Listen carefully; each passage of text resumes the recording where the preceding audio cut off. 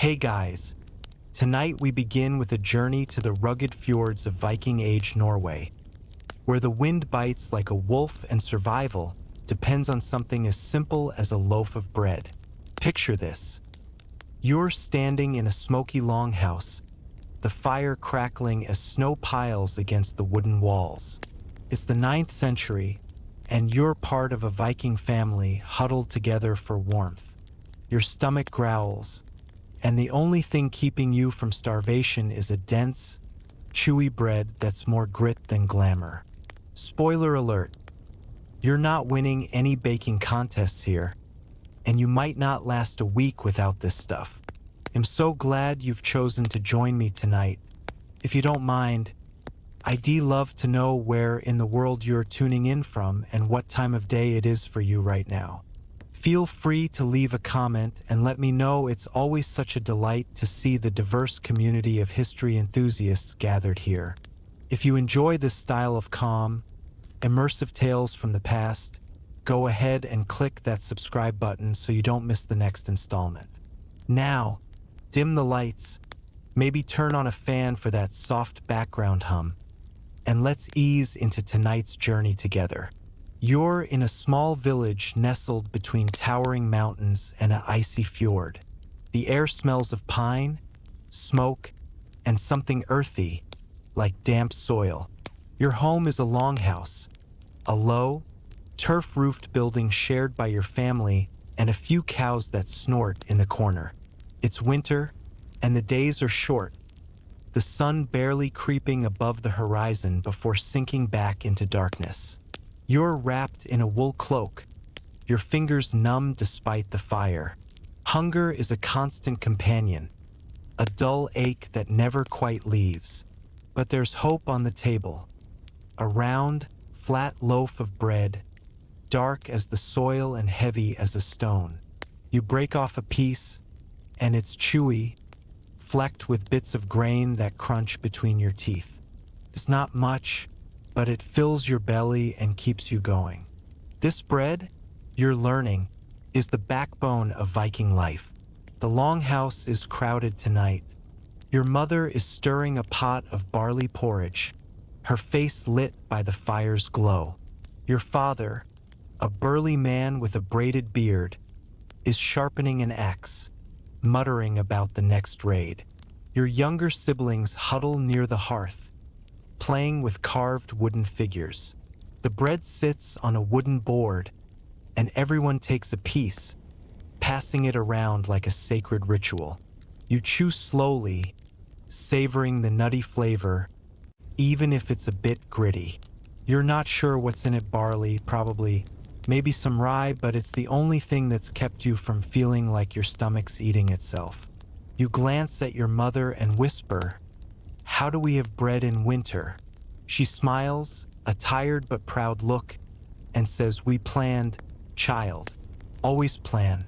Let's ground this in some history."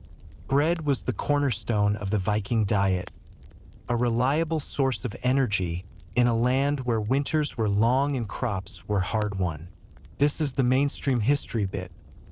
Vikings relied on grains like barley, rye, and oats, which they grew in the short Scandinavian summer and stored for the lean months. Bread wasn't just food, it was survival, fueling farmers, warriors, and sailors through brutal conditions. Whether in a longhouse or on a longship, bread was a constant, often paired with butter, cheese, or dried fish. You're starting to see why it matters. Without this loaf, your family might not make it to spring.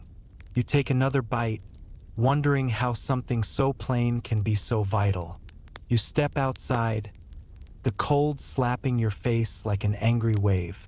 The village is quiet, blanketed in snow, with only a few torches flickering in the distance.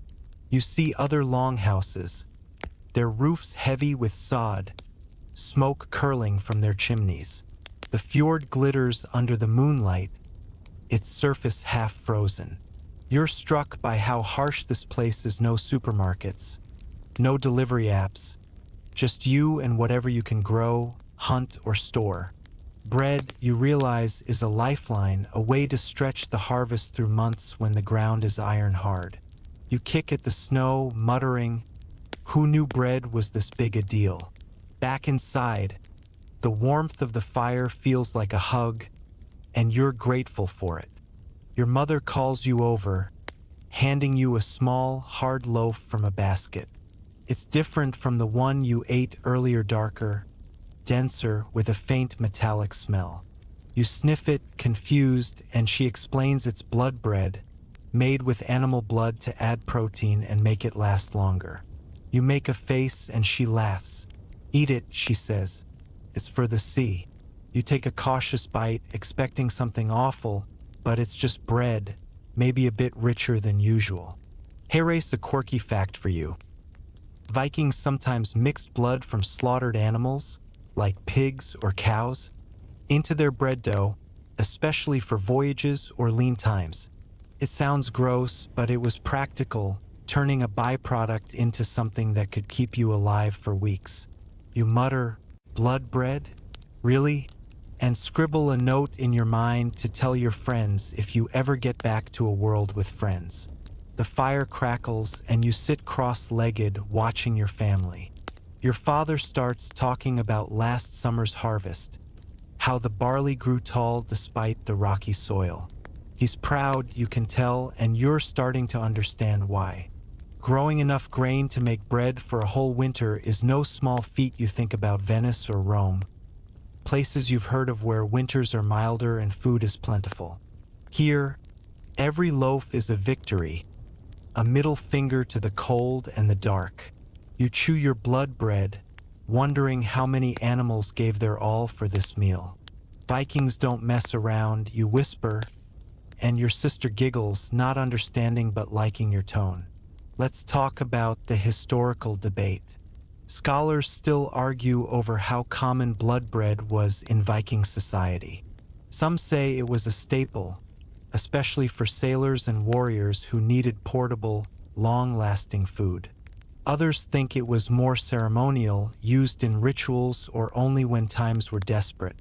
The evidence is spotty. Archaeologists have found traces of blood bread in tombs, like those in Birka, Sweden, but it's hard to know if every household made it.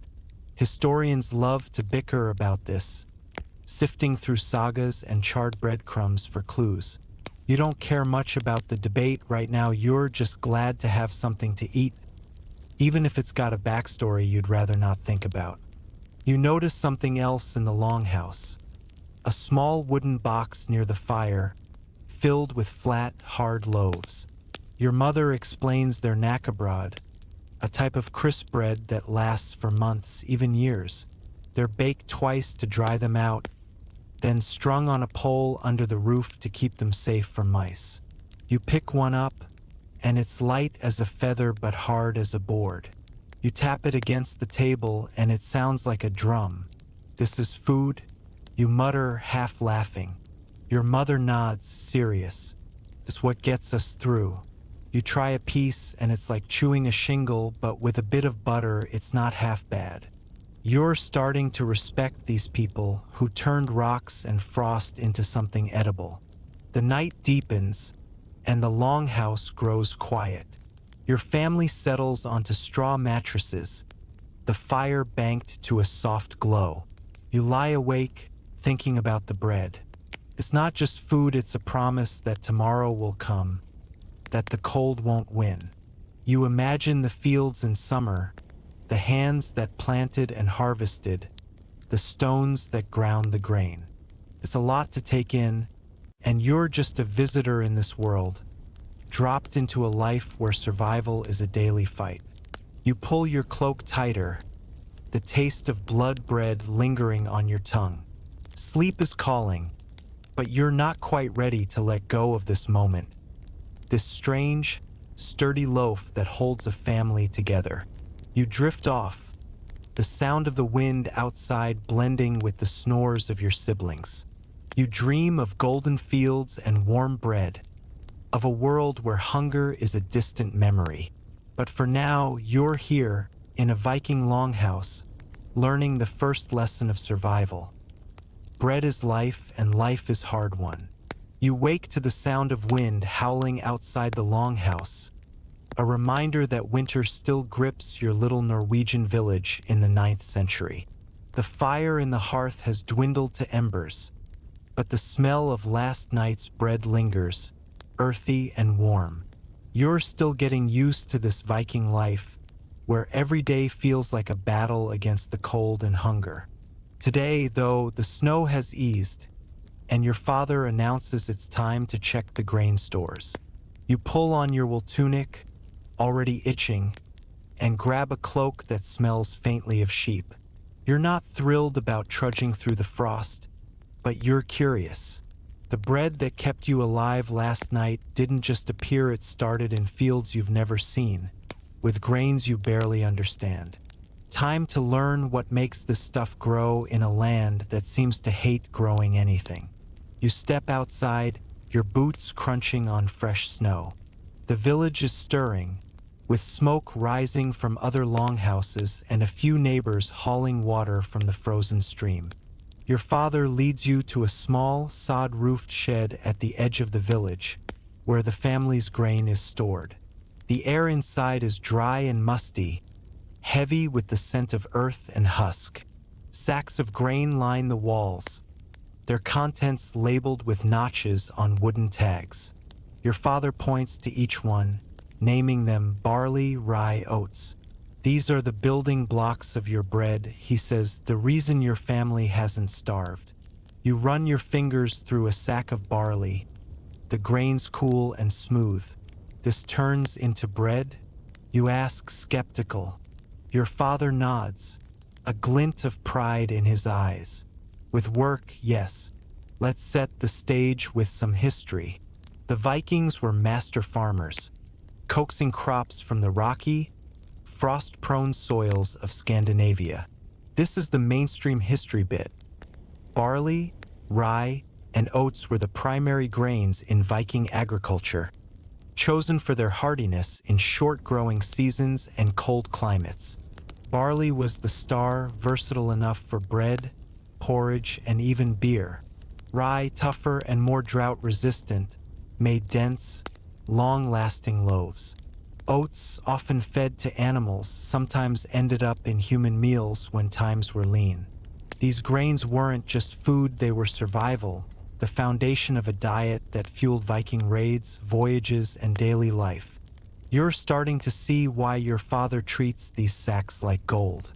You follow him to a field just beyond the village, now buried under snow but alive with crops in summer. He describes the growing season, a frantic race against time.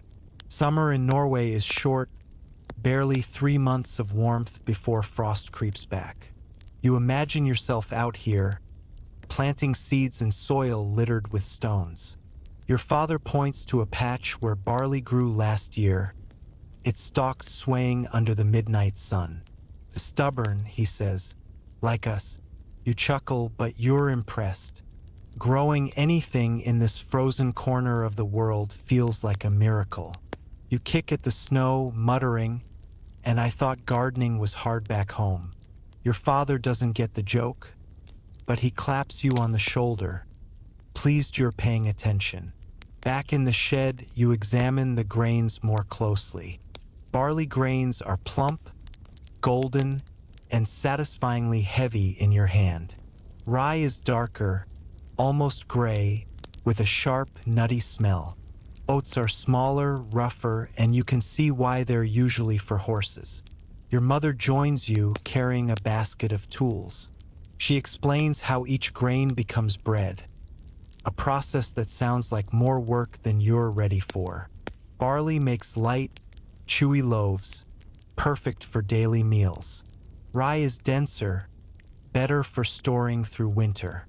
Oats, she admits, are a last resort, turning into a gritty mush that's more survival than pleasure. You hold up a rye grain, squinting. This is supposed to taste good? You whisper. Your mother laughs, keeps you alive. That's enough. Here's a quirky fact for you. Rye wasn't always a prized crop in Viking fields. It started as a weed, sneaking into barley patches like an uninvited guest. Over time, farmers noticed it grew better than barley in poor soil and cold weather, so they started planting it on purpose. You find this hilarious, imagining some Viking farmer shrugging and saying, "Fine, you win, weed." You share this with your mother, who nods, amused. "Nature's smarter than us sometimes," she says. You tuck a few rye grains into your pocket, not sure why, but they feel like a piece of this strange world you are trying to understand. You'll add this to your mental journal later, along with a note: rye, the weed that became bread. The shed is cold, and you're itching to get back to the fire, but your father has other plans. He wants you to see the fields where the grains grow, even if they're just snowy lumps now. You trudge after him, your breath clouding in the air. The fields are small, carved out of the forest with backbreaking effort. Stone walls, built from rocks cleared by hand, mark the boundaries.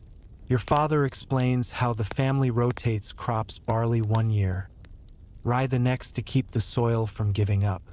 You're not a farmer, and the details make your head spin, but you get the gist. These grains are a lifeline, and growing them is a fight against nature itself. You mutter, "No wonder Vikings raid. Farming's exhausting." Your father doesn't hear, but you smirk at your own joke. The village is built around these fields, every longhouse depending on the harvest. You pass a neighbor, an old woman with hands like leather, who's checking her own grain stores. She waves, her smile missing a few teeth, and offers you a handful of barley grains. "For luck," she says. You take them, feeling a bit silly but touched. The community here is tight, bound by the shared struggle to grow enough to eat. You're starting to see bread as more than food, it's a pact, a promise that everyone works together to survive. You slip the barley into your pocket with the rye, wondering if you're turning into a grain hoarder. "At this rate, I'll have a whole loaf in my cloak," you whisper, chuckling. Let's talk about the historical debate. Scholars still argue over how efficient Viking agriculture was and whether it could fully support their growing population. Some say the Vikings were self-sufficient, their small fields and clever crop rotation enough to feed villages through winter. Others think they relied heavily on trade and raiding to supplement their diet, especially in lean years. The evidence is mixed. Archaeological digs show well-managed farms, but sagas hint at frequent famines. Historians love to debate this, poring over soil samples and charred grain pits for answers. You don't care much about the academics right now, you're just glad there's enough grain in the shed to keep your family from starving. Back in the longhouse, the fire is roaring again, and your mother is sorting grains on a wooden table. She shows you how to pick out the bad ones, tiny, shriveled things that won't make good flour. You try to help, but your fingers are clumsy, and you end up dropping more than you save. "Patience," she says, her voice gentle but firm. You sigh, muttering, "I'm better at eating bread than making it." She smiles, and you realize she's teaching you something deeper. Every grain matters. Every loaf is a victory. You're not just learning about barley and rye, you're learning how Vikings turned a harsh land into a home. The day ends with a simple meal. Bread, of course, with a smear of butter and a chunk of cheese. You chew slowly, tasting the barley's faint sweetness, the rye's bitter edge. It's not gourmet, but it's yours, grown from fields you're starting to understand. You lie on your straw mattress, the longhouse quiet except for the wind outside. You think about the grains in your pocket, the fields under snow, the hands that made this bread possible. Sleep creeps in, soft and slow, carrying dreams of golden stalks and warm loaves. You're up before dawn, the longhouse still cloaked in shadows as the fire sputters weakly in the hearth. It's summer now in your 9th century Norwegian village, a brief window of warmth and light that feels like a gift after the endless winter. Your father shakes you awake, his voice gruff but excited. Harvest day, he says, handing you a wool tunic and a pair of boots that are starting to feel like old friends, holes and all. You groan, rubbing sleep from your eyes, but there's no arguing with the season. The barley fields are ready, and today you'll help turn those golden stalks into the grains that become your family's bread. You're not exactly a farming expert. Your hands are better at holding a spoon than a sickle, but you're about to get a crash course in Viking agriculture. Spoiler alert, it's going to be a long, sweaty day. You stumble outside, the air cool and damp with morning mist. The village is buzzing, every family heading to the fields with tools slung over their shoulders. Your mother packs a basket with bread and dried fish for lunch, while your younger brother, too small to help, whines about being left behind. The fields are just beyond the village, small patches of cleared land surrounded by pine forests and rocky hills. The barley sways in the breeze, its heads heavy with grain, catching the first rays of sunlight. You pause, struck by how beautiful it looks, like a sea of gold. Not bad for a frozen wasteland, you mutter, and your father chuckles, handing you a sickle. It's a curved blade on a wooden handle, heavier than it looks, and you're already dreading the blisters it's going to give you. Let's ground this in some history. Viking agriculture was a tough game, played against short summers and rocky soil. This is the mainstream history bit. Vikings used simple tools like the art of basic plow to prepare fields and sickles or scythes to harvest grains like barley, rye, and oats. The harvest was a community effort, with every able hand pitching in to gather crops before the first frost. These grains were the foundation of their diet, turned into bread that sustained families through winter and fueled warriors on raids. You're part of that cycle now, standing in a field that's been tilled for generations. Your father points to a stone wall at the field's edge, built from rocks cleared by your ancestors. Every stone's a story, he says. You nod, but you're mostly thinking about how heavy that sickle feels. You start cutting, mimicking your father's smooth, practiced swings. The barley stalks fall in neat piles, but your swings are clumsy, and you nearly slice your own foot. Easy, your father says, showing you how to angle the blade. You try again, sweat beading on your forehead as the sun climbs higher. The work is repetitive: bend, cut, gather, repeat, and your back is screaming within an hour. You glance at your neighbors, men and women working in rows, their sickles flashing. Even the older kids are helping, bundling stalks or clearing stray stones. You're impressed, but also a little annoyed. Why can't we invent a machine for this? You mutter, wiping your brow. Your father doesn't hear, but a girl nearby giggles, her hands stained with dirt. The field is alive with sounds. The rustle of stalks, the clink of tools, the low hum of voices. You notice something odd. Some of the workers are singing, a slow, rhythmic chant that keeps time with their swings. Your father joins in, his voice deep and steady. You don't know the words, but the melody is catchy, and you find yourself swaying to it. Later, your mother explains it's a harvest song, passed down to make the work feel lighter. You're not sure it's working, but it's better than silence. You try humming along, feeling a bit silly but glad for the distraction. Your arms are burning, and you're pretty sure you've invented new muscles just to feel the pain. Bread better be worth this, you whisper, tossing another bundle onto the pile. Here's a quirky fact for you.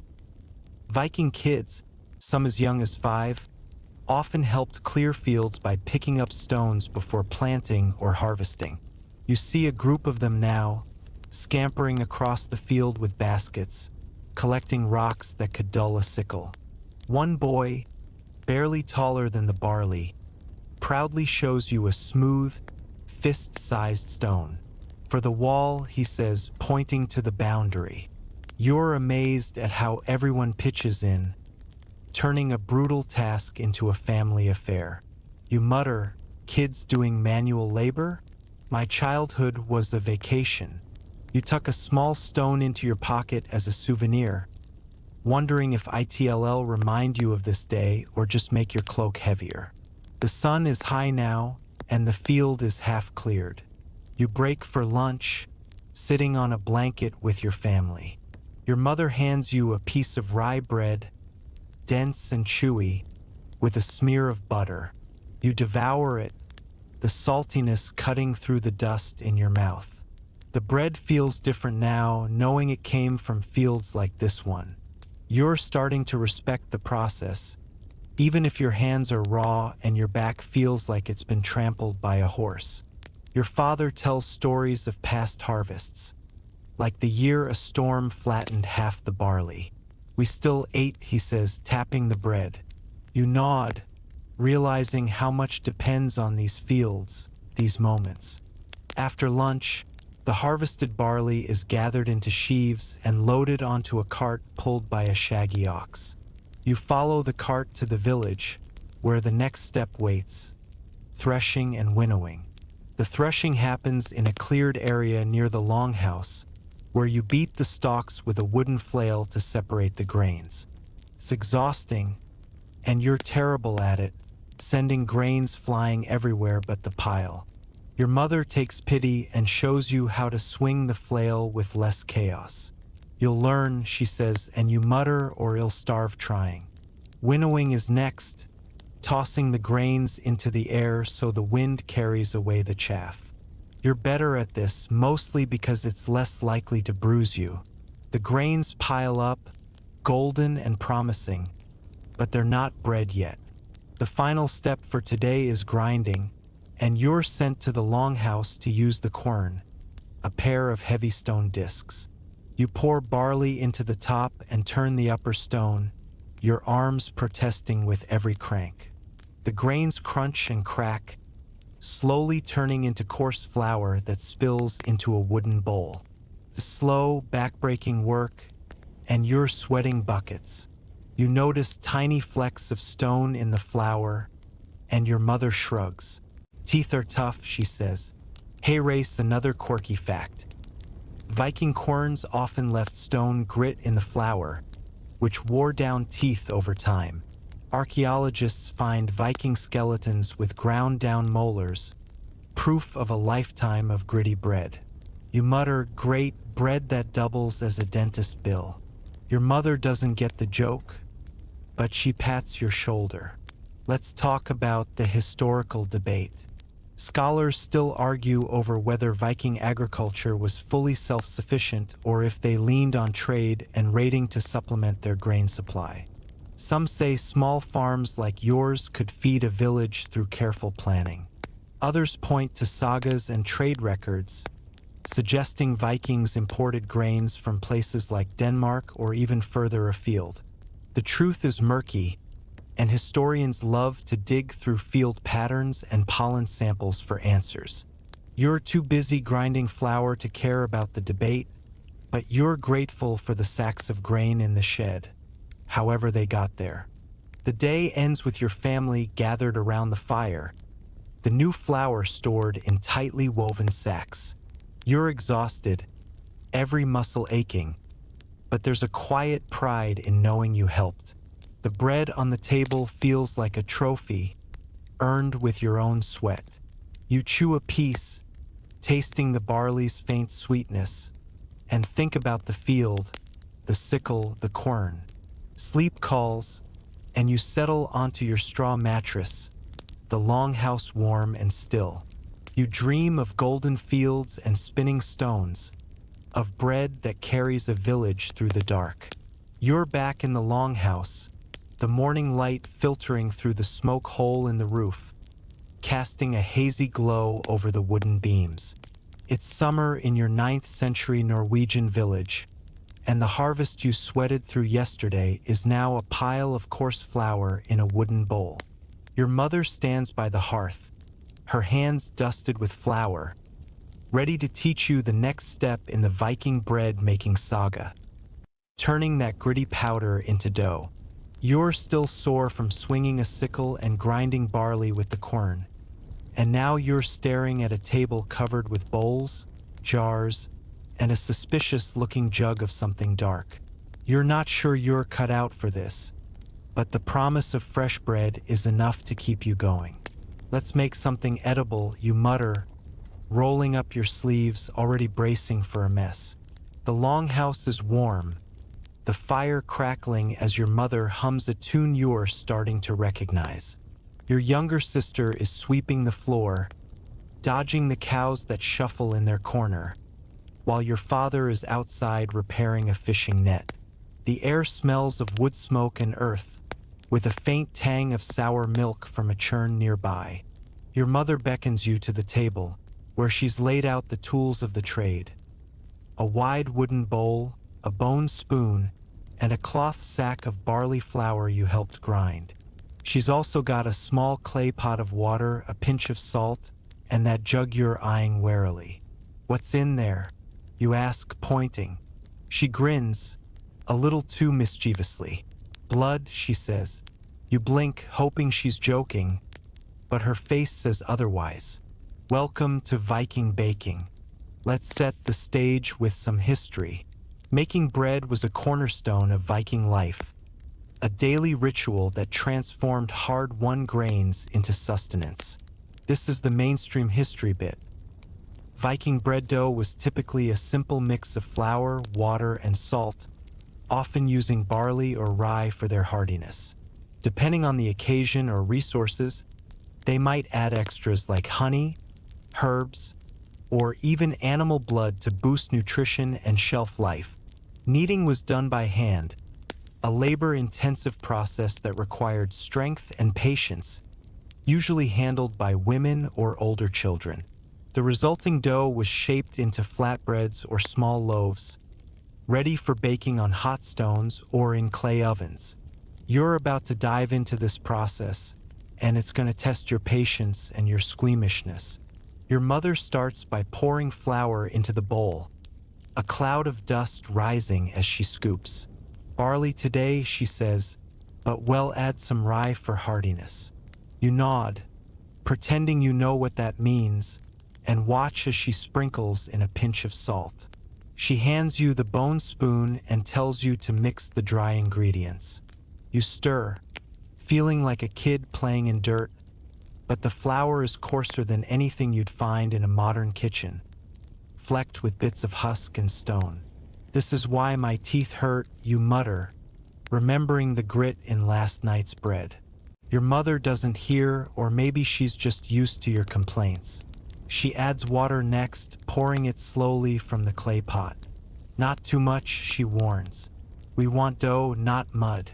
You take over, stirring the mixture into a sticky, lumpy mess.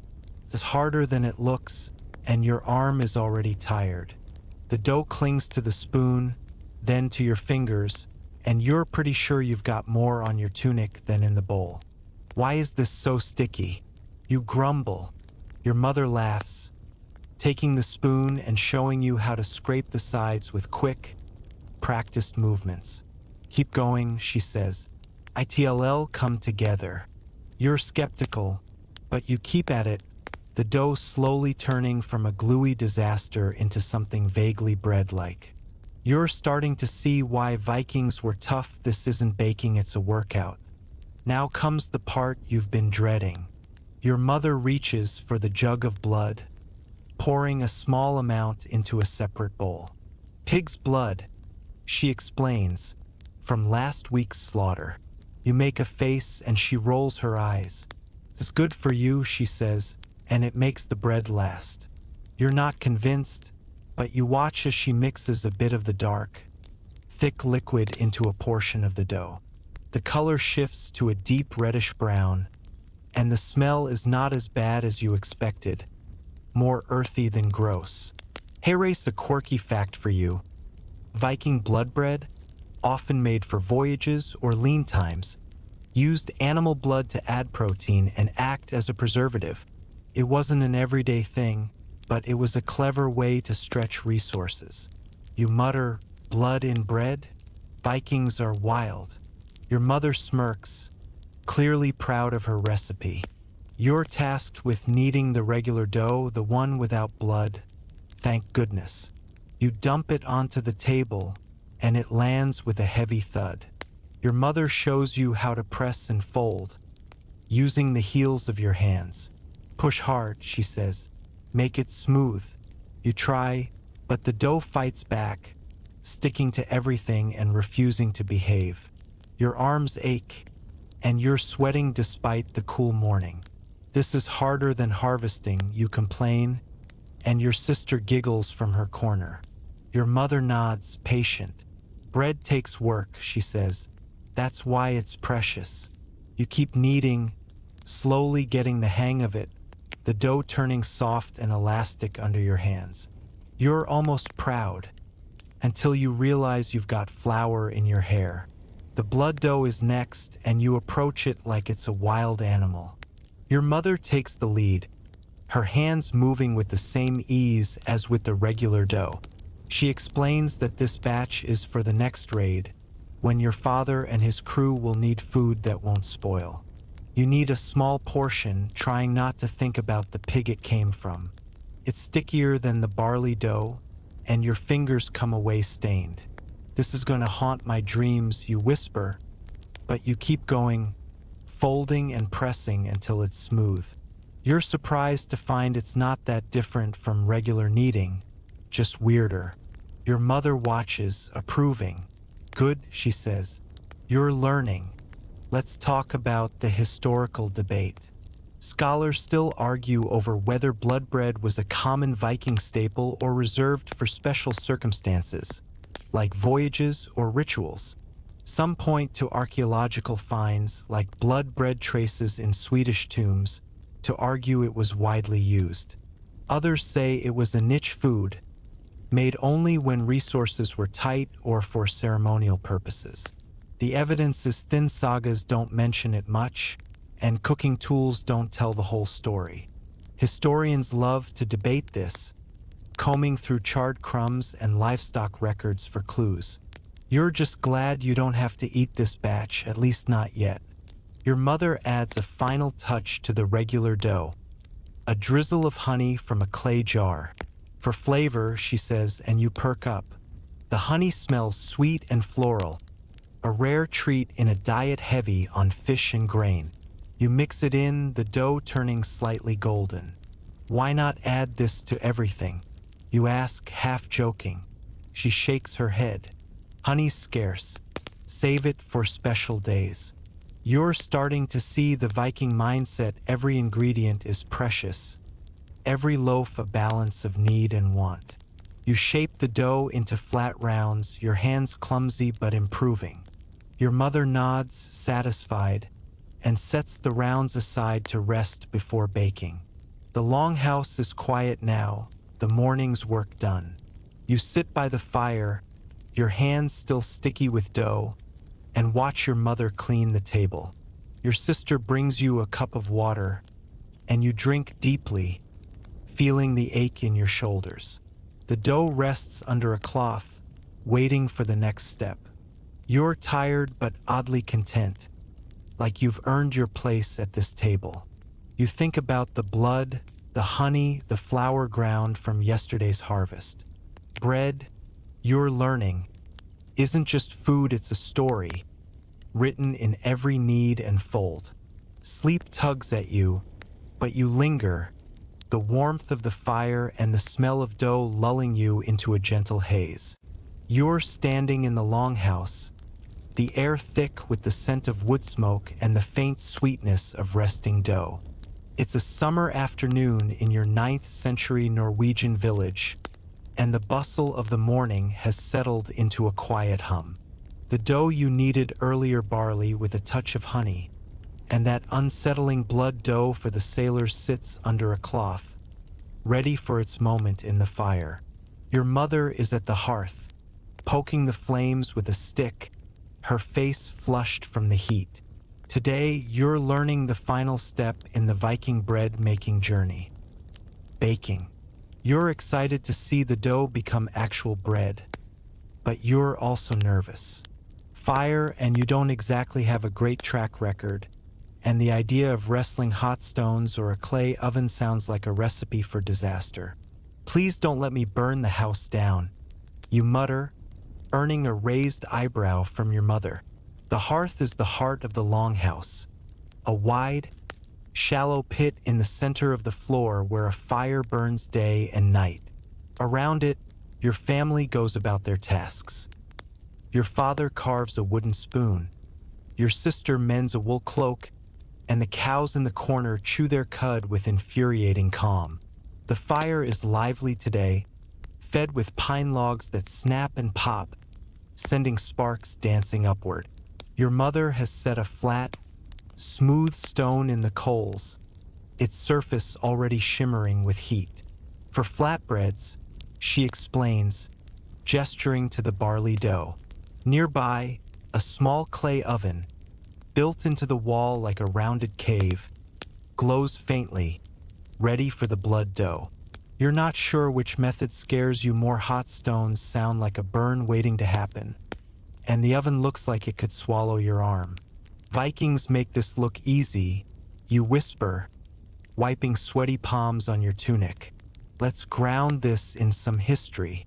Baking was a critical skill in Viking households, turning raw dough into sustenance using simple but effective methods.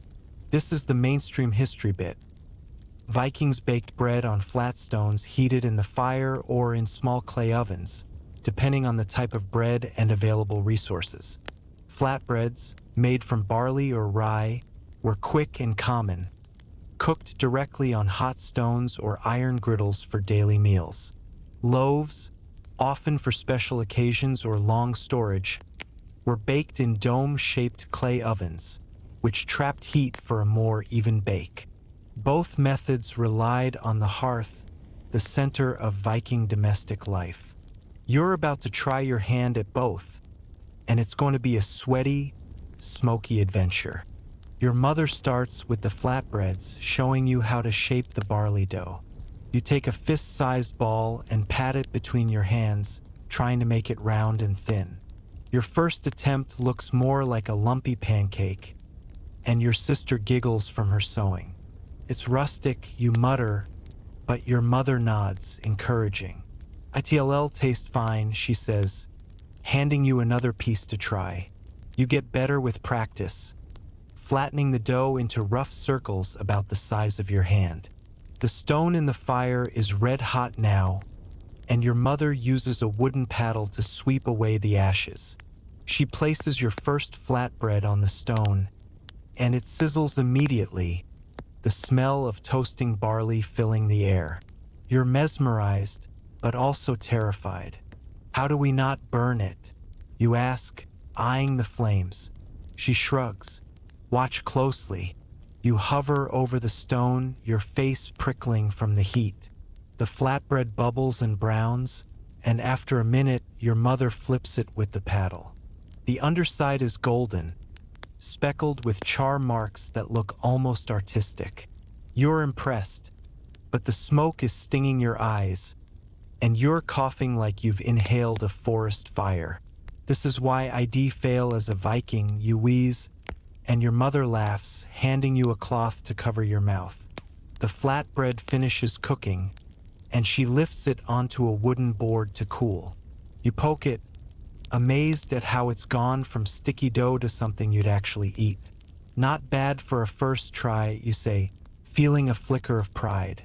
Next up is the clay oven, and you're already sweating just thinking about it.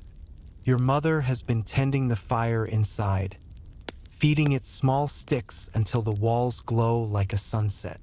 She explains that the blood dough, shaped into small, dense loaves, needs the oven's steady heat to bake through without burning. You help her rake out the coals, leaving the oven hot but empty. The blood dough looks less creepy now, more like dark rye than a horror show, but you're still not thrilled about eating it. Your mother slides the loaves into the oven using a long wooden peel, her movements smooth and practiced. "Now we wait," she says, closing the oven with a clay lid. You're relieved to step back from the heat, muttering, "I'd take a modern oven any day." Hey, race, a quirky fact for you. Viking flatbreads were sometimes cooked on iron griddles instead of stones, especially in wealthier households or on ships. These griddles, thin and portable, worked like modern skillets, giving bread a crisp, almost pancake-like texture. You spot one hanging on the longhouse wall, a blackened disc that looks like it's seen 1,000 meals. You're tempted to try it, but the stone is working fine, and you're not about to mess with your mother's system. Griddles, stones, ovens. Vikings had options, you whisper, impressed despite yourself. You make a mental note to brag about this to your friends if you ever get back to a world with toasters and bagels. The flatbreads keep coming, and you're getting the hang of it. You shape and bake a few more, each one a little less lumpy than the last. The longhouse fills with the smell of fresh bread, warm and nutty, and your stomach growls despite the fish you ate earlier. Your father wanders in, sniffing the air like a wolf. "Good work," he says, stealing a flatbread and tearing off a piece. You scowl, but you're secretly pleased. The pile of flatbreads grows, enough for tonight's meal and tomorrow's breakfast. You're starting to see why bread is so central here. Every loaf, every flatbread, is a triumph over hunger and cold. The clay oven is ready now, and your mother opens it, releasing a wave of heat that makes you step back. She pulls out the blood loaves, their crusts dark and shiny.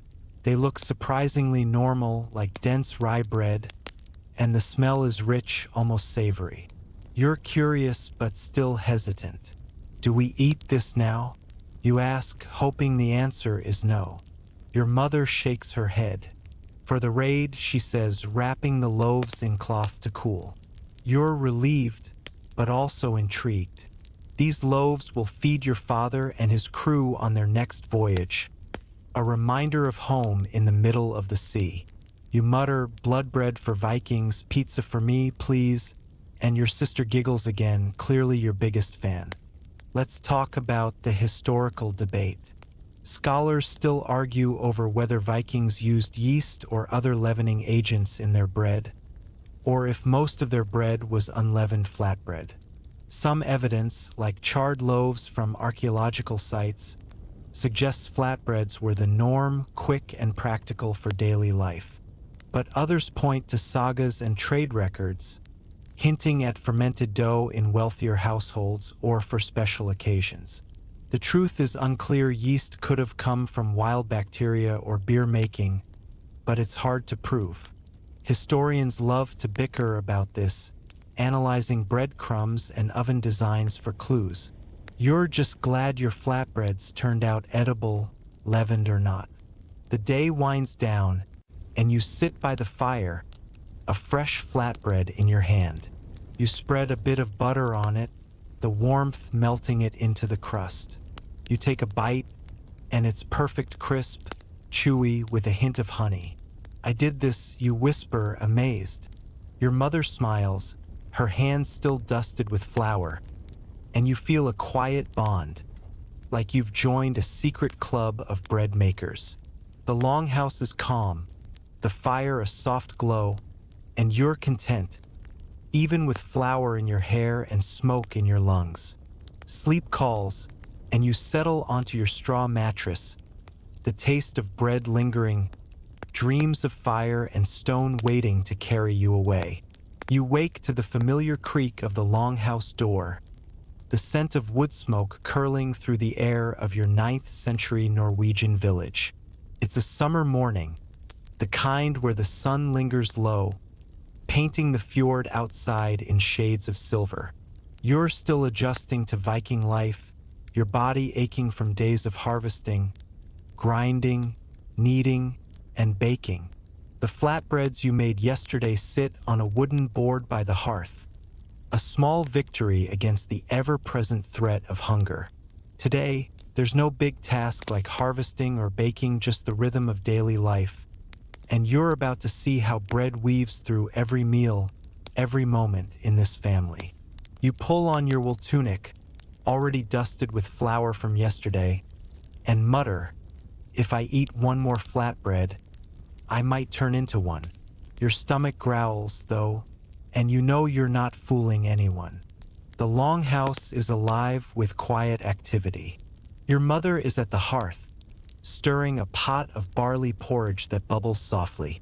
Your father sits on a bench, sharpening a knife with slow, deliberate strokes, while your younger sister weaves a basket from willow strips, her fingers nimble despite her age. The cows in the corner chew their cud, their breath adding a warm, earthy note to the air.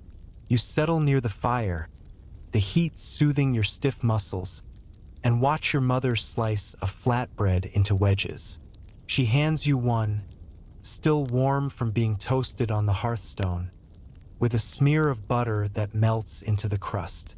You take a bite, the barley's nutty flavor mixing with the rich, salty butter. "Okay, maybe I won't turn into bread just yet," you whisper, savoring the taste. "Let's set the stage with some history."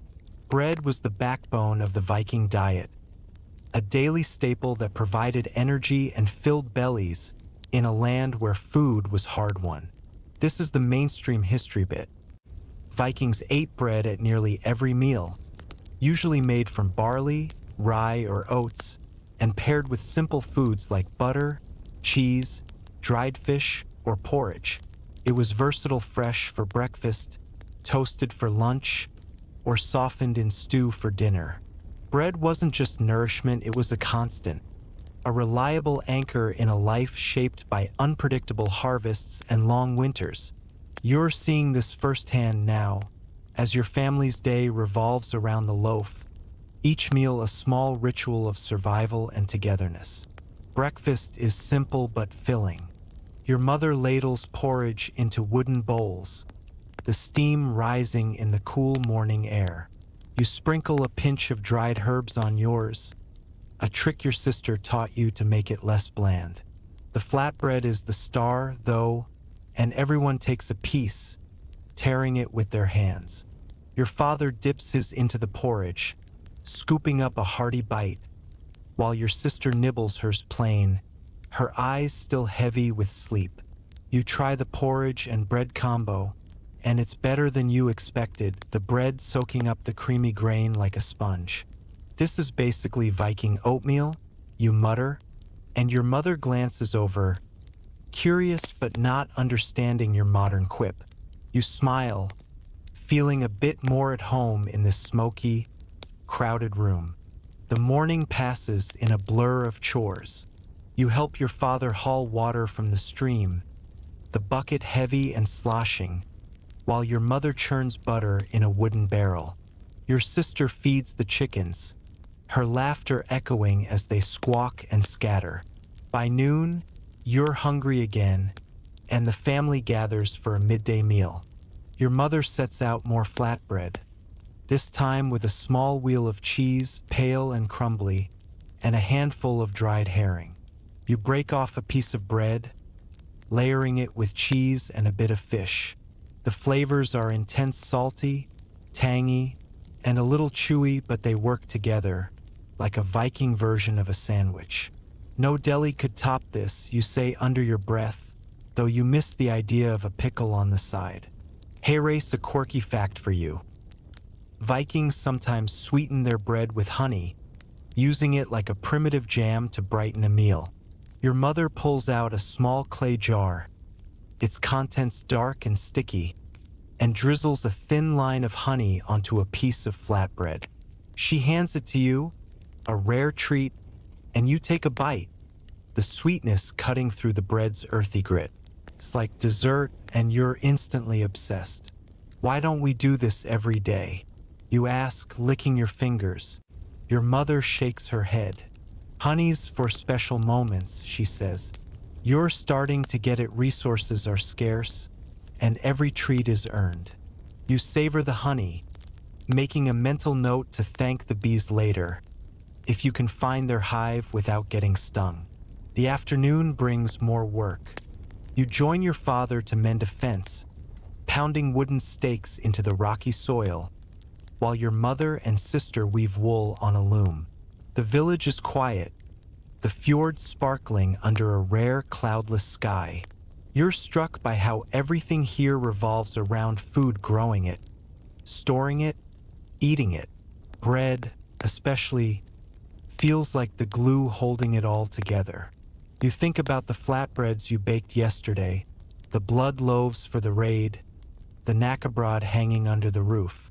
Bread's basically the MVP of Viking life, you mutter, and your father grunts, probably thinking you're talking about the fence.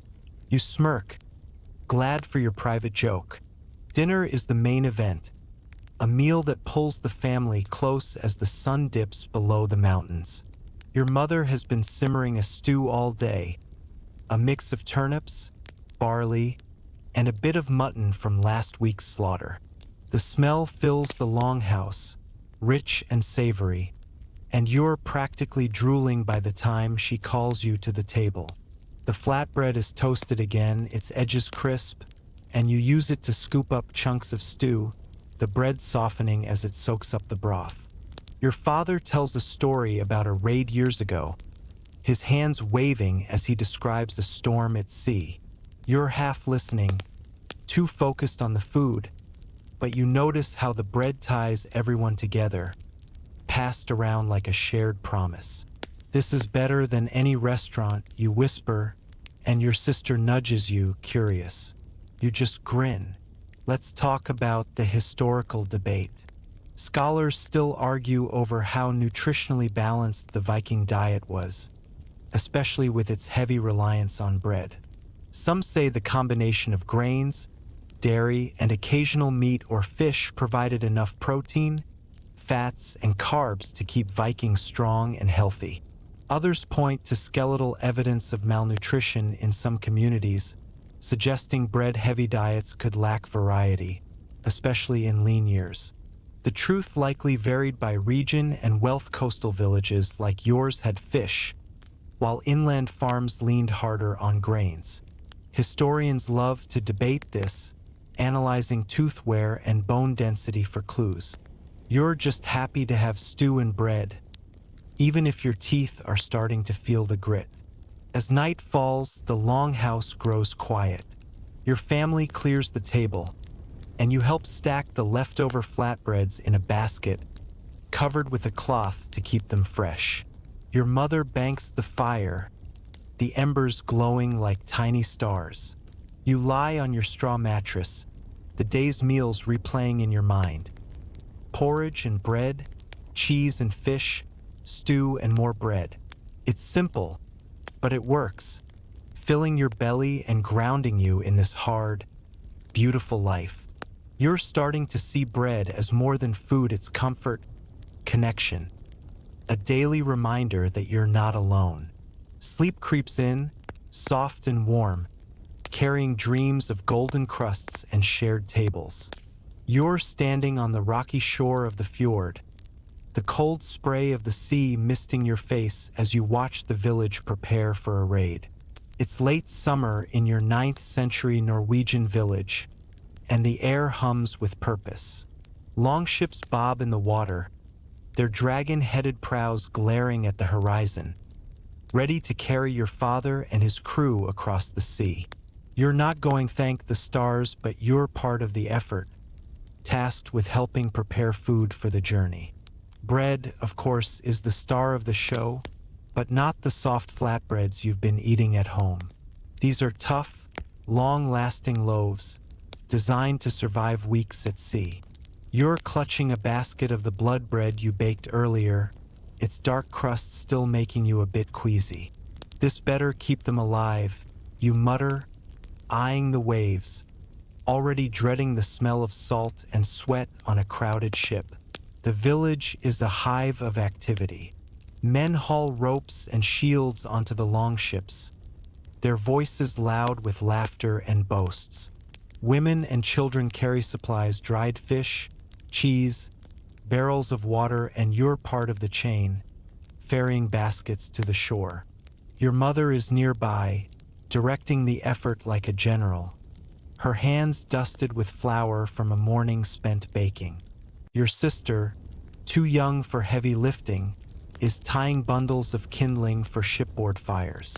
The longhouse, your usual haven, feels far away now, its warmth replaced by the sharp bite of sea air.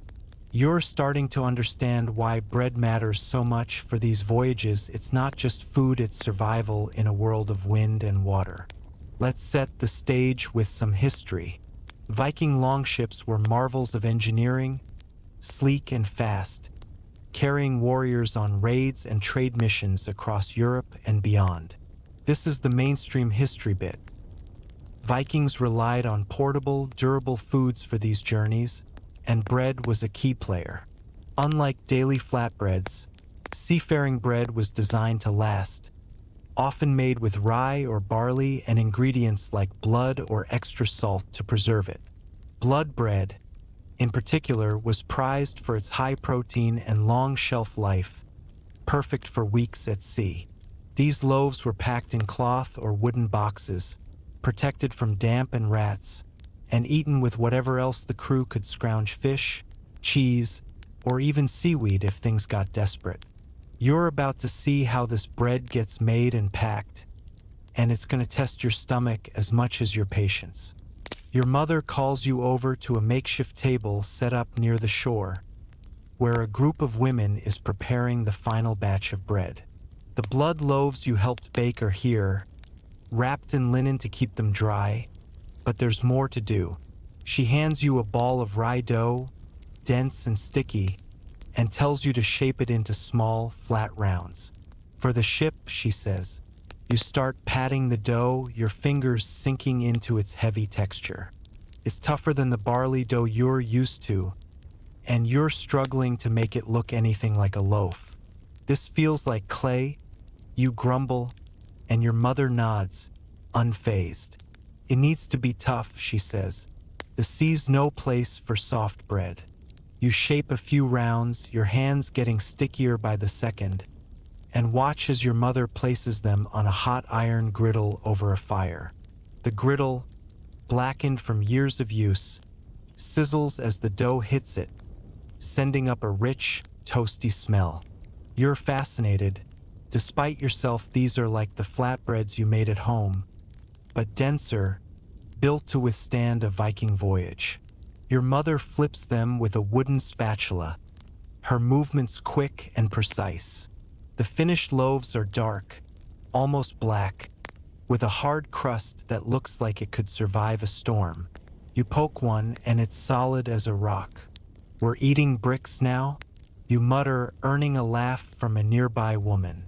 Better than starving, she says, and you can't argue with that. Hey Race, a quirky fact for you. Viking blood bread wasn't just dark in color, it had a texture so dense it could be mistaken for modern rye bread, but without any blood-like taste.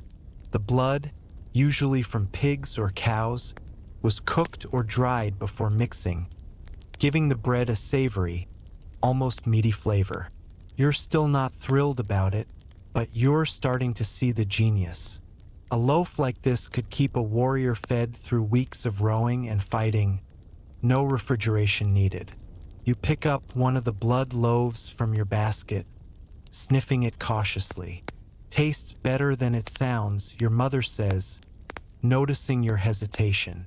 You mutter, "I'll take your word for it," and make a mental note to stick with cheese if you ever have to sail. The packing process is next, and it's a science. Your mother shows you how to wrap the loaves in clean linen, tying them with cord to keep out moisture. The blood bread goes into a wooden chest, lined with straw to cushion it against the ship's rocking. The rye flatbreads are stacked in a separate box, each layer separated by a cloth to prevent sticking. You help tie the bundles, your fingers fumbling with the knots until your mother corrects you with a patient sigh. "Tight or they'll rot," she says, You're struck by how much care goes into this. Every loaf is a lifeline, a piece of home for men who might not see land for weeks. This is why Vikings don't sink, you whisper, half joking. They've got bread to keep them afloat. The shore is crowded now, the longship's nearly ready. You carry the chest of blood bread to one of the ships, a sleek vessel with a carved serpent at its prow. The crew, a mix of grizzled warriors and younger men, cheer as you approach, their voices rough but warm. Your father takes the chest, his eyes crinkling with pride. Good work, he says, and you feel a flush of satisfaction, even if you're still weirded out by the blood bread. You glance at the ship, its deck piled with shields, oars, and barrels. The bread chests are stowed carefully, lashed down to stay secure in a storm. You imagine the crew eating these loaves under a gray sky, miles from home, and it hits you. Bread isn't just food, it's hope. Let's talk about the historical debate. Scholars still argue over how common blood bread was for Viking voyages and whether it was a regional specialty or widespread. Some point to archaeological finds, like bread traces in Swedish tombs, to suggest it was a staple for sailors across Scandinavia. Others think it was less common, used only in specific communities or when other foods were scarce. The evidence is patchy. Sagas mention bread but rarely specify ingredients, and shipwrecks don't preserve food well. Historians love to debate this, sifting through charred crumbs and livestock patterns for answers. You're just glad you don't have to eat this stuff yourself, though you're starting to respect its place in Viking life. The day ends with the village gathered on the shore, watching the longships pull away. The sails catch the wind, and the dragon prows seem to snarl at the sea. Your father waves, a small figure against the vast fjord, and you feel a pang of worry. The bread you helped make is with him, though, and that's something. Your mother puts an arm around you, her hands still smelling of rye. They'll be back, she says, and you nod, hoping she's right. The village feels quieter now, the energy of the morning spent. You head back to the longhouse, the fire a welcoming glow. You sit with a piece of regular flatbread, no blood involved, and chew slowly, thinking about the sea, the ships, the bread that binds it all together. Sleep comes gently, dreams of waves and crusts carrying you into the night. You're in the heart of your 9th century Norwegian village, the longhouse transformed into a glowing, noisy haven as the community gathers for a feast. It's late summer, the harvest is in, and the village is celebrating with a grand meal to honor the gods and each other. The air is thick with the sense of roasting meat, wood smoke, and fresh bread. Your bread, baked just hours ago with barley and a touch of honey. Torches line the walls, casting flickering shadows on the faces of your neighbors, who laugh and shout over the clink of wooden cups. You're squeezed onto a bench, your wool tunic already sticking to your back from the heat, feeling both thrilled and overwhelmed. This isn't just dinner, it's a Viking party, and bread is the star holding it all together. If I survive the noise, I deserve extra loaf, you mutter, clutching a warm flatbread, ready to dive into the chaos. The longhouse is packed, every family in the village crammed into the space usually shared by just yours. The hearth blazes, a whole pig roasting over it, its fat sizzling into the flames. Your mother is bustling about, directing the serving of food, while your father, back from his raid, trades stories with other warriors, his voice booming. Your sister, wide-eyed, sits beside you, nibbling a piece of bread and staring at the scald, a poet who's warming up for a tale of Thor and giants. The tables groan under the weight of food. Slabs of mutton, bowls of barley stew, wheels of cheese, and piles of flatbreads, some plain, some speckled with herbs. You're used to simple meals, but this is a spectacle, and you're starting to see why Vikings love their feasts. This makes my old potlucks look sad, you whisper, tearing off a piece of bread. Let's ground this in some history. Feasts were central to Viking society, serving as social glue and a chance to honor gods, celebrate harvests, or mark victories. This is the mainstream history bit. Viking feasts featured abundant food and drink, with bread playing a starring role alongside meat, dairy, and mead. Bread symbolized prosperity and community, often shared ritualistically to strengthen bonds. These events could last days, with storytelling, music, and toasts to deities like Odin or Freyr. The Longhouse, the heart of Viking life, became a stage for these gatherings, where status, alliances, and even marriages were forged over food. You're part of one now, and it's as much about connection as it is about eating. Your mother hands you a wooden platter, piled with slices of roasted pig and a steaming bowl of stew. You grab another flatbread, using it to scoop up the meat, the bread soaking up the rich, fatty juices. The flavor hits you like a wave, savory, smoky, with the bread's nutty chew tying it together. You're in love, even if your fingers are greasy and the stew's dripping onto your tunic. Why don't we eat like this every day? You mutter, and your sister giggles, her mouth full. Your father, overhearing, leans over. Feasts are earned, he says, raising his cup of mead. You nod, remembering the harvest, the grinding, the baking. This bread, this meal is a reward for months of work, and it tastes all the better for it. The skald begins his tale, his voice rising over the crowd's chatter. He sings of Thor's battle with a serpent, his words weaving a spell that quiets even the rowdiest warriors. You munch your bread, caught up in the story, the firelight dancing in your eyes. Your mother passes around a special loaf, round and scored with a cross-like pattern, saying it's for Freyr, the god of fertility and harvest. Everyone tears off a piece, offering a quiet prayer before eating. You follow suit, the bread slightly sweeter than usual, maybe from extra honey. You're not sure about gods, but you're happy to eat their share.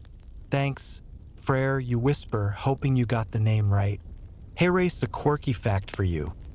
Some Viking feast breads might have included seeds from plants like henbane, a mild hallucinogen, either by accident or on purpose.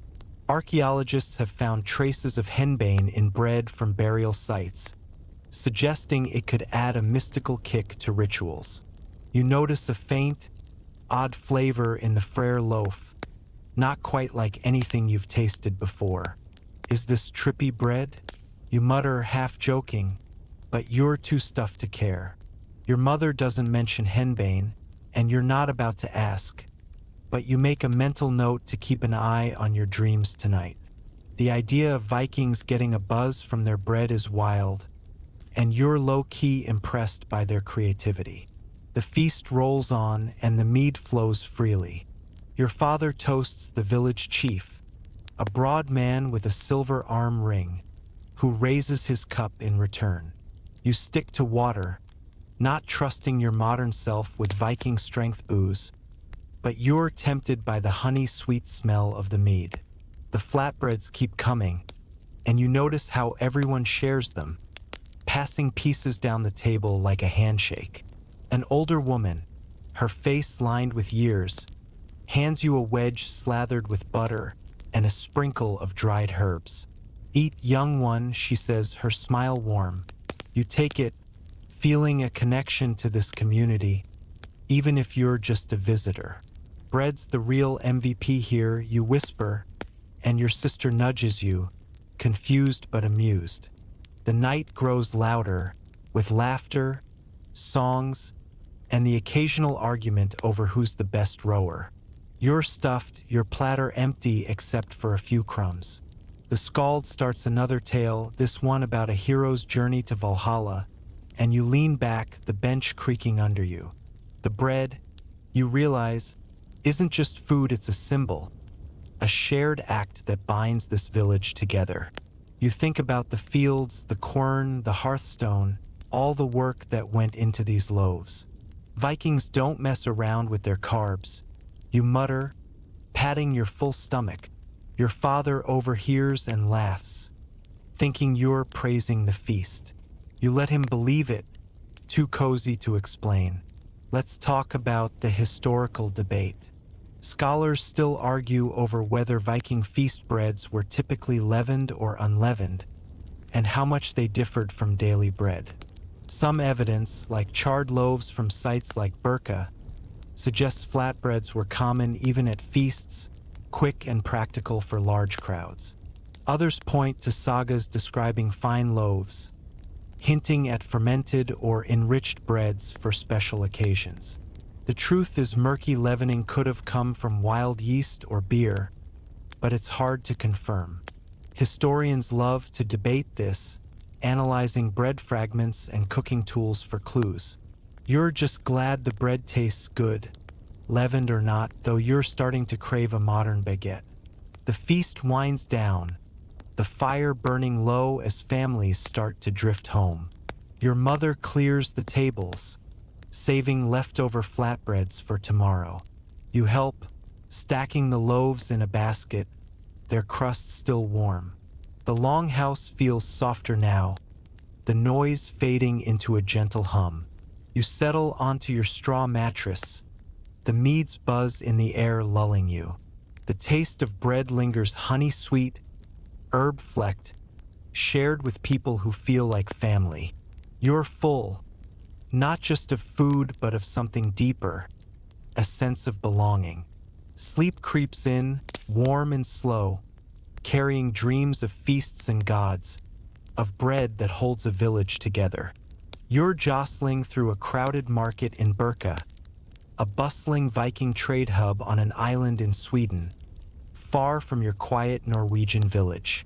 It's late summer in the 9th century, and the air buzzes with voices, shouts of merchants, laughter of children, the low hum of haggling in half a dozen languages. You're here with your father, who's lugging a sack of barley from your harvest, hoping to trade for tools and maybe some luxuries like salt or honey. The scent of fresh bread wafts from a stall nearby, mingling with fish, leather, and the tang of sea air. You clutch a small pouch of rye grains, your family's backup currency, feeling like a kid in a Viking mall. Bread, you're learning, isn't just food here, it's money, power, and survival all rolled into one. If I get lost in this chaos, am trading my way out, you mutter, dodging a cart piled with furs. Birka is a world away from your longhouse, its wooden docks lined with ships from as far as Byzantium and the Baltic. Stalls spill over with goods. Amber beads, iron axes, wool cloaks, and sacks of grain like yours. Your father leads you through the throng, his eyes sharp as he scans for a good deal. You're still buzzing from the boat ride across the sea, your first real journey beyond the fjord. The market is overwhelming, but you're starting to see why your father brought you. Grain, and the bread it becomes, is the lifeblood of this place. Every trader has a sack of barley or rye, and every deal seems to circle back to bread. You're not just here to shop, you're here to play the Viking economy game. Let's ground this in some history. Trade was the heartbeat of Viking society, connecting villages like yours to far-flung markets like Birka, Hedeby, and Koppang. This is the mainstream history bit. Vikings traded grains, especially barley and rye, as a staple commodity, alongside furs, amber, and slaves. Bread and grain were economic cornerstones, valued for their role in feeding communities and fueling voyages. Markets like Birka were melting pots, where Scandinavians bartered with Franks, Slavs, and even Arabs, exchanging grain for goods or silver. Grain wasn't just food, it was a currency, a measure of wealth, and a bargaining chip in alliances. You're seeing this firsthand now, as your father haggles over your barley like it's gold. You follow him to a stall run by a wiry man with a braided beard, his table stacked with iron nails and a small jar of salt. Your father hefts the barley sack, letting the trader feel its weight. "Good grain," he says, his voice firm. The trader squints, poking the sack, then offers a handful of nails. You watch, fascinated, as they argue back and forth, their voices rising and falling like a song. You're tempted to chime in, but you're too busy eyeing a nearby stall where a woman is selling fresh flatbreads, their golden crusts glistening with butter. Your stomach growls, and you mutter, "I'd trade my whole pouch for one of those." Your father, catching your distraction, nudges you. "Focus," he says, but there's a twinkle in his eye. The deal is struck: half the barley for nails and a pinch of salt, a treasure in a land where it's scarce. You help carry the goods, your arms aching but your curiosity buzzing. The market is a maze of stalls, and you wander past traders offering everything from glass beads to dried fish. One stall catches your eye, a merchant with a foreign accent, his table piled with sacks of rye darker than yours. Your father explains it's from the south, maybe Denmark, where the soil's richer. You're impressed, but also a bit smug. "Our barley's tougher," you whisper, patting your pouch. Your father nods, proud, and you feel a flicker of Viking pride, even if you're still learning the ropes. Hey race, a quirky fact for you. Some Viking traders imported rye from as far as the Baltic or even Russlands, a sign of how far their grain network stretched. You overhear the foreign merchant boasting about his rye, saying it makes bread fit for kings. You're skeptical. Your village's rye is gritty but reliable, but you're amazed at the idea of grain traveling farther than you ever will. "Bread with a passport," you mutter, chuckling. You tuck a few of your own rye grains deeper into your pouch, suddenly appreciating their value. The thought of trading something you helped grow for something exotic, like a bead or a knife, is thrilling, even if it's just a sack of dirt-colored seeds. You and your father move to another stall, this one selling bread directly. The baker, a stout woman with flour-dusted hands, offers you a piece of rye flatbread, dense and chewy, with a faint sour note. You take a bite, and it's different from your mother's. Maybe it's the rye, or maybe she used beer to ferment it.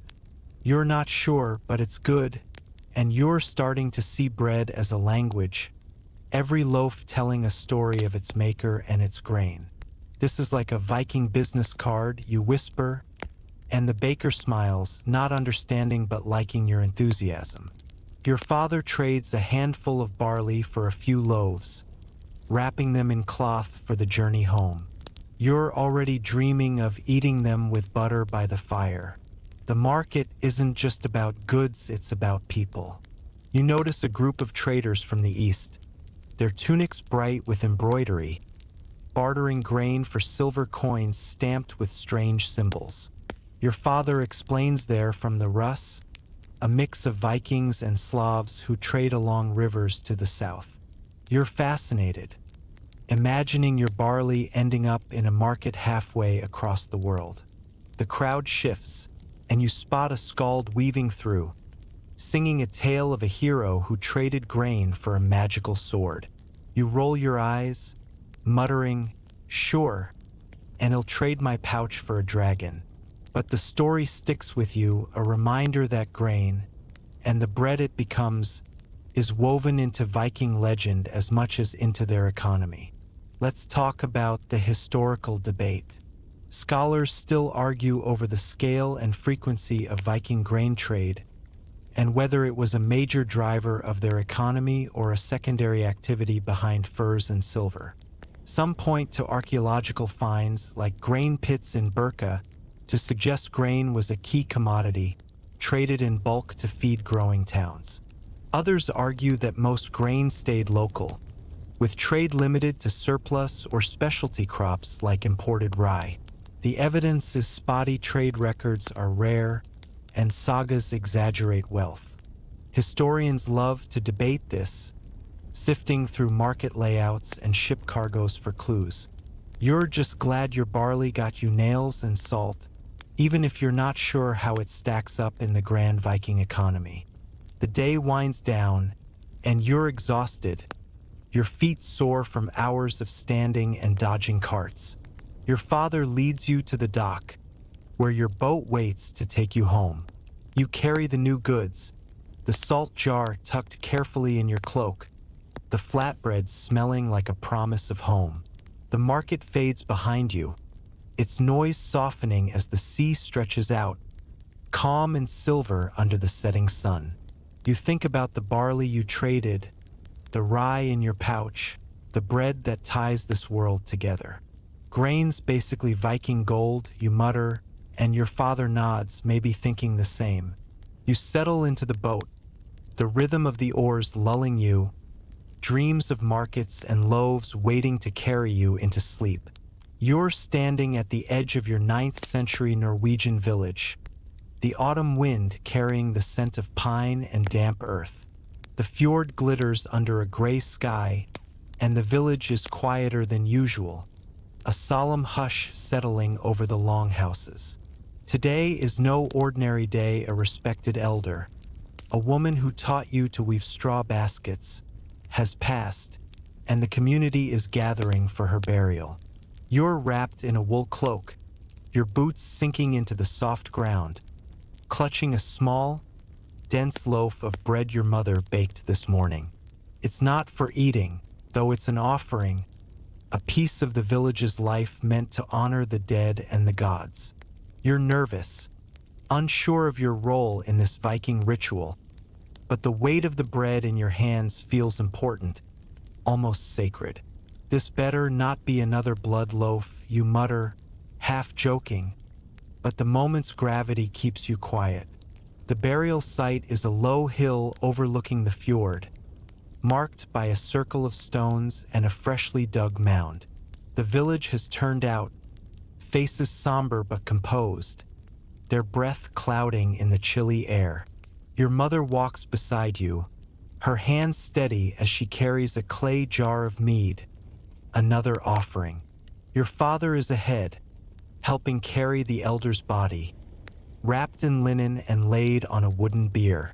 The loaf in your hands is rye, dark and heavy, scored with a simple pattern like the one you saw at the feast for Freyr. Your mother explained it's for the journey to the afterlife, a gift to ensure the elder's spirit is fed. You're not sure you buy the whole afterlife thing, but the bread feels like a bridge between the living and the gone, and that's enough to make you hold it tighter. Let's ground this in some history. Bread held deep symbolic and religious significance in Viking culture, often used in rituals to honor gods, ancestors, or the dead. This is the mainstream history bit. Archaeological finds, like bread remains in graves across Scandinavia, show that loaves were common offerings in burials, likely meant to sustain the deceased in the afterlife or appease deities like Odin or Hel. Bread also appeared in seasonal rituals, such as harvests or solstices, symbolizing abundance and community. Its role went beyond food. It was a link to the divine, a tangible piece of human labor offered to the unseen. You're part of that tradition now, standing on this hill, feeling the weight of a loaf that carries more than grain. The ceremony begins with a low chant, led by the village's seer, an older woman with a staff carved with runes. Her voice is soft but piercing, calling to Hel, the goddess of the underworld, to welcome the elder. You stand with your family, the wind tugging at your cloak, as the bier is lowered into the mound. The seer sprinkles mead over the grave, and your mother nudges you forward. It's your turn. You step up, your boots squelching in the mud, and place the loaf at the edge of the mound, next to a small clay bowl and a bone comb gifts for the elder's journey. You're not sure what to say, so you whisper safe travels, hoping it's close enough to a Viking prayer. The seer nods, her eyes kind, and you step back, relieved you didn't drop the bread. The crowd adds their offerings: a silver ring, a wool blanket, a small axe.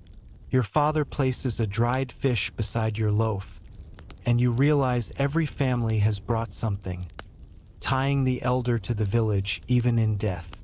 The bread stands out, though its dark crust catching the faint light. You think about the rye you helped harvest, the quern you turned, the fire that baked it. This loaf is your work, your family's work, the village's work, and now it's part of something bigger. Bread's doing more than I ever will, you mutter, and your sister, standing nearby, stifles a giggle, her eyes red from crying. Hey Race, a quirky fact for you. Some Viking burial breads contain traces of henbane seeds, a plant with mild hallucinogenic properties, found in graves like those in Burka. Scholars think it might have been added to give the bread a spiritual kick, maybe to aid the dead in their journey or to honor the gods with a special offering. Your loaf doesn't have henbane, at least, you hope not, but you notice a faint herbal scent, maybe from wild seeds mixed into the rye. Please don't make me see ghosts, you whisper, half laughing, as you glance at the loaf. You're starting to appreciate the Vikings' flair for the dramatic, even in their bread, and you make a mental note to ask your mother about the recipe later. The seer continues the ritual, scattering barley grains over the mound, a symbol of life returning to the earth. She speaks of the elder's life, her skill with baskets, her laughter, her stubbornness, and the crowd murmurs agreement, some smiling through tears. You're struck by how personal this is, how the bread and other offerings feel like a conversation with the dead. Your mother leans close, whispering that the loaf will feed the elder's spirit until she reaches Hell's Hall. You nod, not sure you believe it, but the act feels right, like leaving a light on for someone coming home.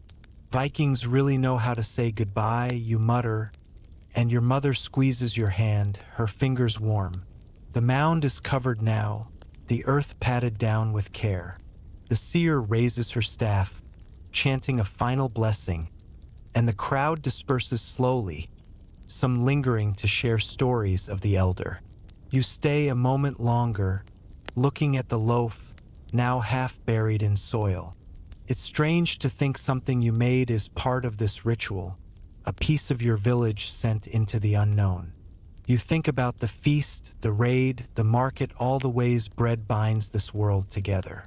Here, it's a gift, a promise that the elder won't be forgotten. You're starting to see bread as more than sustenance, it's memory, faith, a thread connecting the living to the divine. Let's talk about the historical debate. Scholars still argue over the exact role of bread in Viking religious rituals and whether it was a universal practice or varied by region.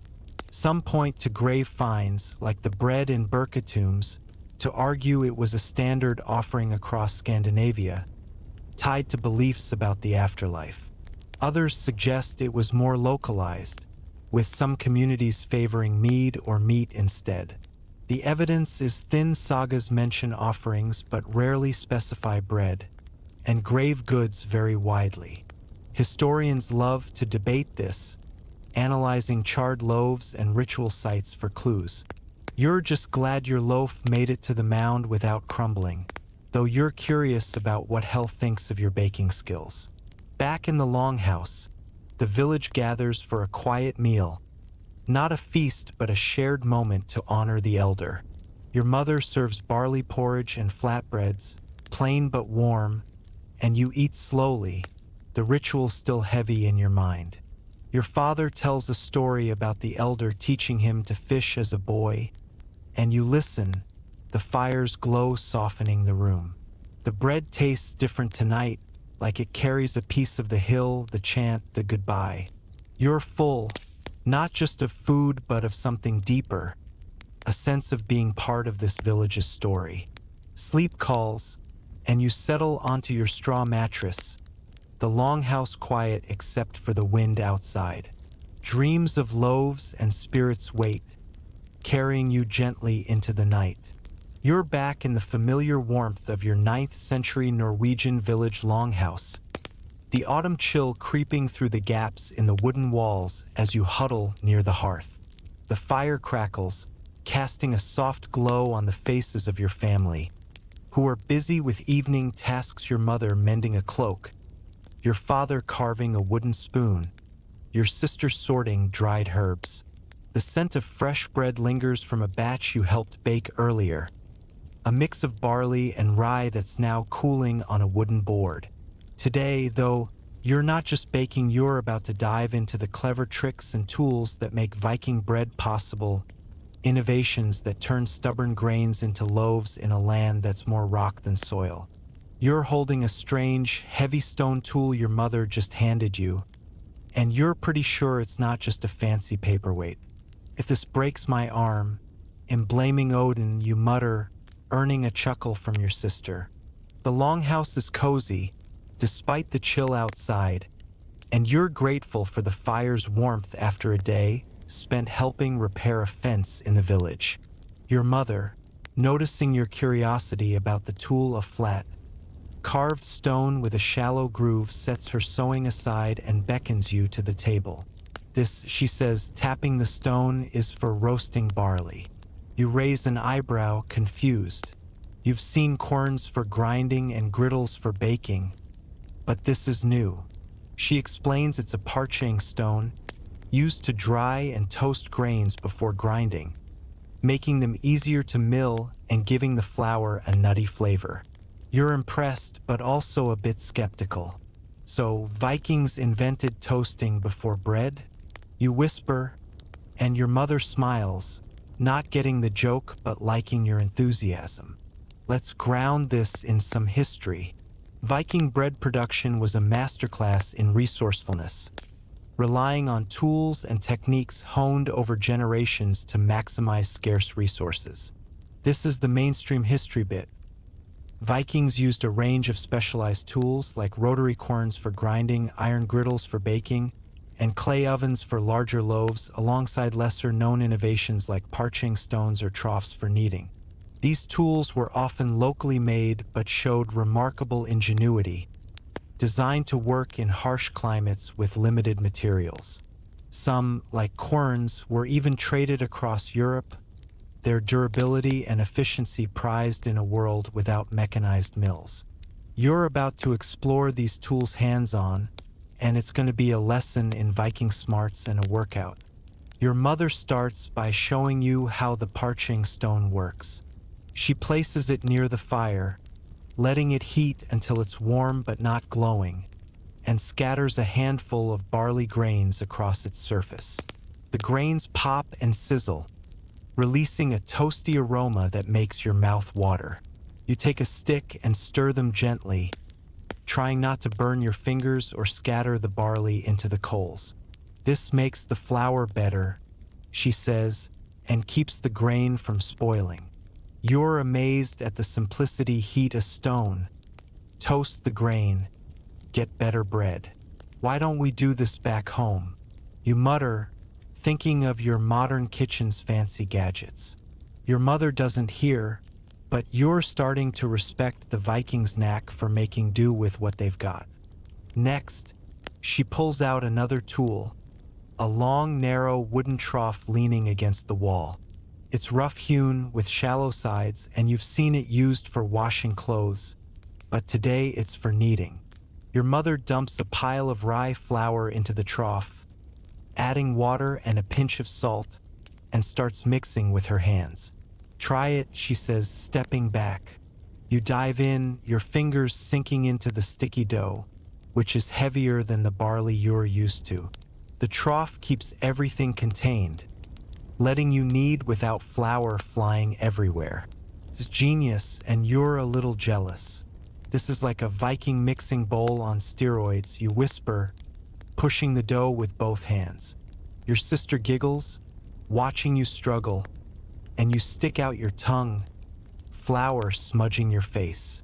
The kneading is tough, your arms burning as the rye dough fights back. Your mother explains that the trough is better for big batches, like when the village bakes for a feast or raid. You imagine a line of women working this trough, their hands turning grain into enough bread for a longship crew. Sufficient, and you're starting to see why Vikings were so good at survival they thought of everything. You pause to catch your breath, muttering, "I need a gym membership after this." Your mother pats your shoulder, approving of your effort, and takes over, her hands moving like they were made for this. The dough smooths out, ready for shaping, and you're secretly relieved to be done. Here's a quirky fact for you. Some Viking querns, the stone mills used for grinding flour, were made from imported volcanic basalt, traded from places like the Rhineland or Norway's own quarries. These stones were prized for their durability and grit, which gave finer flour than local sandstone. You've been using one all week, a heavy, gray disc that's smoother than it looks. Your mother points to it, saying it came from a trader in Burka, swapped for a season's worth of barley. You're stunned, trading grain for a rock? That's like buying a blender with potatoes, you mutter, but you're impressed. The quern's grooves, carved to pull grain inward, are a work of art, and you make a mental note to appreciate it more, even if it's wrecked your shoulders. Your mother moves on to another trick, a small clay jar filled with a bubbling, sour-smelling liquid.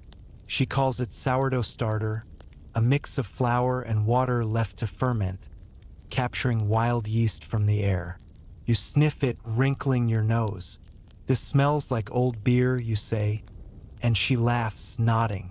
She adds a spoonful to a batch of barley dough, explaining it makes the bread rise, giving it a lighter texture for special occasions. Your fascinated Vikings had sourdough before it was trendy? You help knead this batch, noticing how it's softer, almost springy. Hipster Vikings, you whisper, grinning. The idea of wild yeast feels like magic, and you're starting to see bread making as a mix of science and sorcery. Let's talk about the historical debate. Scholars still argue over how innovative Viking bread-making techniques really were, and whether they were unique or borrowed from neighbors like the Anglo-Saxons or Franks. Some point to tools like basalt querns and clay ovens, found across Scandinavia, to argue Vikings developed sophisticated methods suited to their environment. Others suggest these were common in early medieval Europe, with Vikings adapting rather than inventing. The evidence is mixed. Archaeological finds show similar tools elsewhere, but Viking sites often have local twists like parching stones. Historians love to debate this, comparing tool designs and trade routes for clues. You're just glad the quern works, even if your arms are begging for mercy. The evening winds down, and you sit by the fire, a fresh flatbread in your hand, baked on the griddle with your newly parched barley flour. It's crisp with a toasty flavor that's better than anything you've made before. You chew slowly, thinking about the tools, the stone, the trough, the quern, the starter, and the brains behind them. Vikings were low-key engineers, you mutter, and your father, overhearing, grunts in agreement, probably thinking you mean his spoon. You smile, feeling a connection to this world, its cleverness woven into every loaf. Sleep tugs at you, the longhouse soft and warm, dreams of spinning stones and bubbling dough waiting to carry you away. You're huddled in the longhouse, the wind howling outside like a pack of wolves, rattling the wooden walls of your 9th century Norwegian village. It's early spring, but it feels like winter's refusing to let go. The ground still frozen and the fjord half-iced. The hearth fire burns low, barely keeping the chill at bay, and your family is quieter than usual, their faces tight with worry. The harvest last summer was a disaster. Rains came too late, then too much, drowning the barley and rye before they could ripen. The grain stores are dangerously low, and hunger is a constant ache in your belly. Bread, once a daily comfort, is now a precious ration, every crumb counted. You're holding a small, hard piece of knäckebröd, your share for the day, and you're not sure if you should eat it or save it. This is Viking survival mode, and am not ready, you mutter, your breath clouding in the cold air.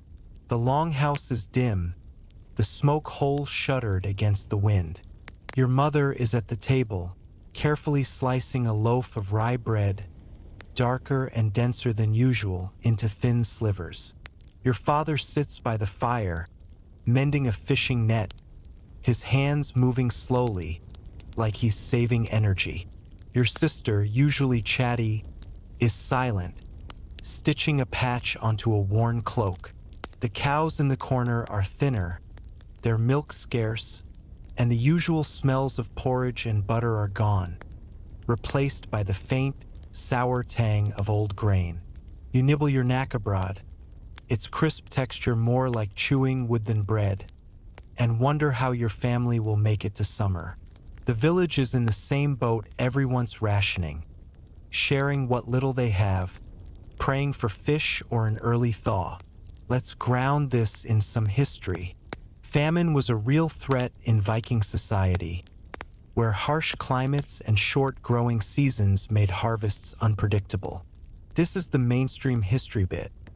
When crops failed, Vikings relied on stored grains, preserved bread, and alternative foods like fish, seaweed, or even bark to survive. Bread, especially durable forms like knäckebröd or blood bread, was a lifeline, stretching meager supplies through lean times.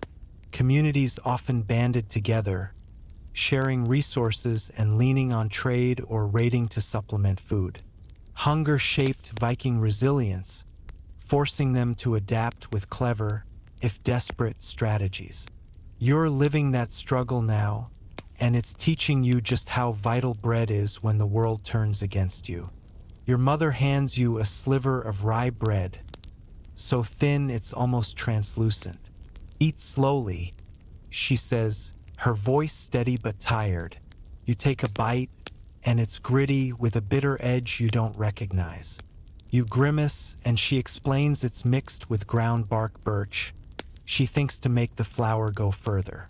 You're stunned, but you chew anyway, the texture like sawdust but filling enough to quiet your stomach. Bark bread? Really? You mutter, trying to hide your disgust. Your mother nods, her eyes distant.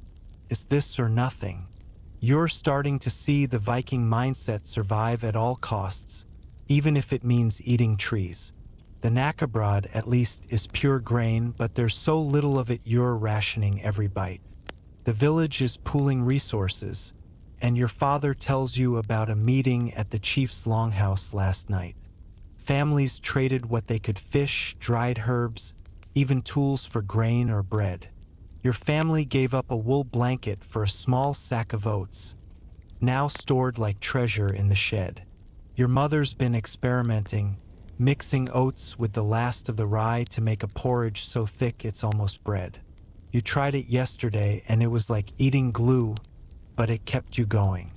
Vikings invented survival food before survivalists, you whisper, and your sister glances over, confused but too hungry to care. You're starting to respect this community, how they lean on each other when the land fails. Here's a quirky fact for you. In times of famine, Vikings sometimes used seeds from wild plants, like goosefoot or even ergot, to stretch their bread flour, despite the risks. Ergot, a fungus on rye, could cause hallucinations or worse, but desperate times called for desperate measures. Your mother's bark bread is safer, but you notice a few tiny seeds in your slice, maybe goosefoot, giving it a strange, grassy taste. Is this bread or a science experiment? You mutter, half laughing, but you're glad it's edible. You make a mental note to thank the forest for its reluctant generosity, even if you'd rather be eating honey-drenched flatbreads from the feast. Your father heads out to fish, hoping the fjord's ice has thinned enough for a catch. You join your mother in the shed, where she's sorting the last of the grain. The sacks are nearly empty, their contents a mix of barley, rye, and those precious oats. She shows you how to pick out moldy grains, her fingers quick despite the cold. Every kernel counts, she says, and you nod, your hands clumsy but trying. You're struck by how careful she is, like she's handling silver instead of grain. The shed smells musty, and you're worried, how long can this last? Your mother seems to read your mind. Well, make it, she says, and you want to believe her even if the math doesn't add up. Bread's our superhero, you whisper, and she smiles, a flicker of hope in her eyes. The day drags on, and you help your sister gather seaweed from the shore. A slimy, salty addition to tonight's meal. Back in the longhouse, your mother bakes a small batch of flatbreads, using the oat-rye mix and a drop of water. The griddle sizzles, but the loaves are thin, barely enough for a bite each. You eat yours with a scrap of dried fish, the bread's bitterness softened by the fish's salt. It's not much, but it's something, and you're grateful for the warmth of the fire, the company of your family. This is why Vikings raided, you mutter, half joking. Better food. Your father, back with a few small fish, laughs, his voice rough but warm. Let's talk about the historical debate. Scholars still argue over how effective Viking famine strategies were and whether they could prevent widespread starvation. Some point to archaeological evidence, like fish bones and seaweed traces in settlement sites, to suggest Vikings adapted well, using diverse foods and communal sharing. Others cite skeletal remains showing signs of malnutrition, arguing that famines hit hard, especially in isolated villages. The truth likely varied by region and year. Coastal communities like yours had fish, but inland farms struggled. Historians love to debate this, analyzing grain pits and bone chemistry for clues. You're just glad for the bread, even if it's part bark, and the hope that spring will bring relief. Night falls, and the longhouse is quiet, the fire banked to a soft glow. You lie on your straw mattress, your belly still grumbling but less desperate. The knäckebröd is gone, but the rye bark bread sits heavy in your stomach, a reminder of your family's fight. You think about the grain, the seaweed, the fish, small pieces of a puzzle keeping you alive. Bread, even in its roughest form, is the thread holding it together, a stubborn refusal to give up. Sleep creeps in, slow and heavy, carrying dreams of green fields and full loaves, of a world where hunger is just a memory. You're standing in the heart of your 9th century Norwegian village, the early summer sun casting long shadows across the cluster of longhouses. The fjord sparkles nearby, and the air is alive with the buzz of activity, laughter, chatter, and the rhythmic thud of tools. Today is a special day, not a feast or a ritual, but a communal bread-making effort to replenish the village's stores after the lean spring. The whole community is pitching in, turning the usual solitary task of baking into a lively gathering. You're outside the chief's longhouse, where tables are set up under a canopy of woven branches, piled with sacks of barley and rye, wooden troughs, and quern stones.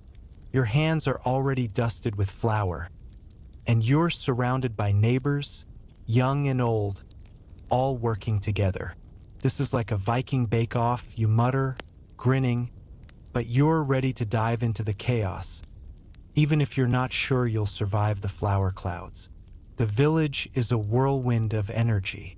Your mother is kneading dough in a trough, her hands moving with practiced ease, while your father hauls sacks of grain from the shed. Your sister, giggling, is sorting barley with a group of kids, tossing out bad grains like it's a game. Across the table, the old woman who gave you bread at the feast is shaping flatbreads, her fingers swift despite her age. The chief himself, a broad man with a silver arm ring, is turning a quern, his deep laugh carrying over the crowd. The smell of roasting barley drifts from a parching stone by a fire, mingling with wood smoke and the salty tang of the fjord. You're struck by how this feels like a family, not just a village, all bound by the shared goal of making bread. Who needs reality TV when you've got this? You whisper, dodging a stray handful of flour. Let's ground this in some history. Bread making in Viking society was often a communal effort, especially in times of preparation or recovery, like after a famine or before a raid. This is the mainstream history bit. While daily baking was typically a household task, led by women, larger-scale bread production brought communities together, with families sharing tools, grain, and labor. These gatherings strengthened social bonds, reinforced alliances, and ensured everyone had enough to eat. Tools like querns and ovens were sometimes communal property, used by multiple households, and events like today's were as much about connection as they were about food. You're part of that tradition now, and it's teaching you how bread weaves a village into a single thread. Your mother calls you over to help with the kneading, handing you a lump of rye dough that's stickier than you'd like. You plunge your hands into the trough, mimicking her firm presses and folds, but the dough clings to your fingers like glue. Why is this so stubborn? You grumble, and she laughs, showing you how to dust your hands with flour to tame it. The trough is huge, big enough for 2 people, and you're joined by a neighbor, a young woman with a braid down her back. She kneads beside you, her rhythm steady, and you fall into a kind of dance, pushing and pulling the dough together. This is teamwork, you mutter, impressed despite the ache in your arms. The woman smiles, offering you a pinch of dried herbs to mix into the dough, a trick to add flavor. You sprinkle them in, feeling like a pro, even if you're covered in flour. The kids are having a blast, their laughter cutting through the hum of work. Your sister and her friends are grinding barley on a small quern, taking turns spinning the stone while an older boy supervises, pretending to be stern. You watch them, amazed at how even the youngest pitch in, their small hands sorting grains or carrying water. Child labor, Viking style, you whisper, half joking, but you're touched by the community's trust in its kids. Your mother explains that everyone learns bread making young. It's a skill as vital as fishing or weaving. You think about your own childhood, maybe spent playing video games, and mutter, I'd have flunked Viking school. Your sister overhears and sticks out her tongue, flour smudged on her nose, and you grin back. Hey race, a quirky fact for you. Viking children sometimes used small, toy-like querns to practice grinding flour, found in archaeological sites like Birka. These mini tools, carved from stone or wood, were like training wheels, teaching kids the motions before they tackled the real thing.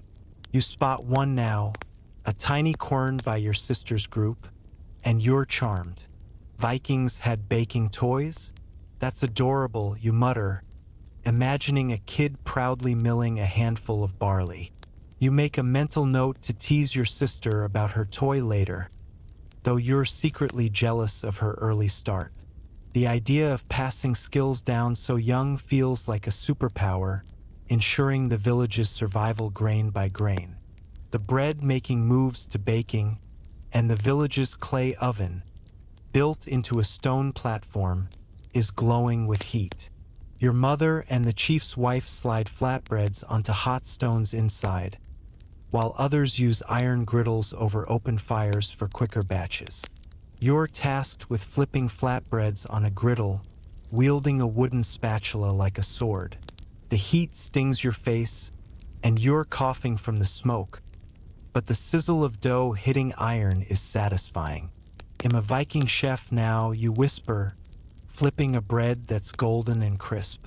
The woman next to you nods, impressed, and you feel a rush of pride, even if your eyes are watering and your bread's a bit lumpy. The pile of flatbreads grows, alongside denser rye loaves for storage.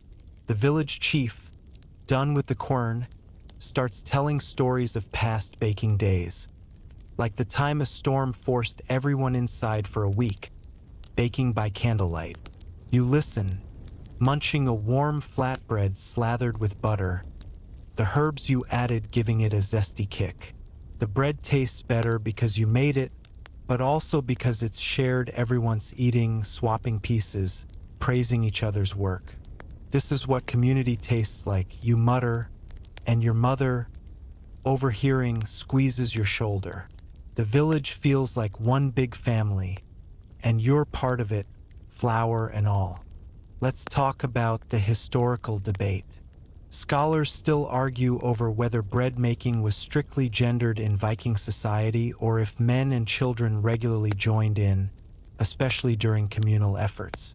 Some point to sagas and grave goods, like baking tools buried with women, to suggest it was primarily women's work. Others cite archaeological evidence, like querns in shared spaces, to argue that men and kids pitched in during big events. The truth likely varied by region, and need famine or raids could blur gender roles.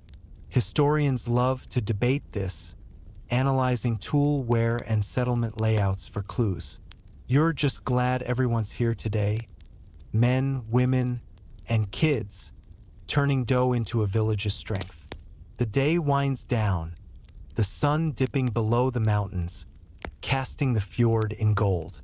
The tables are cleared, the bread stored in baskets and sheds, enough to carry the village through weeks.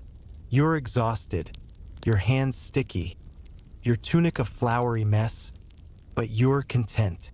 The village gathers for a simple meal: flatbreads, fish, and mead shared under the stars.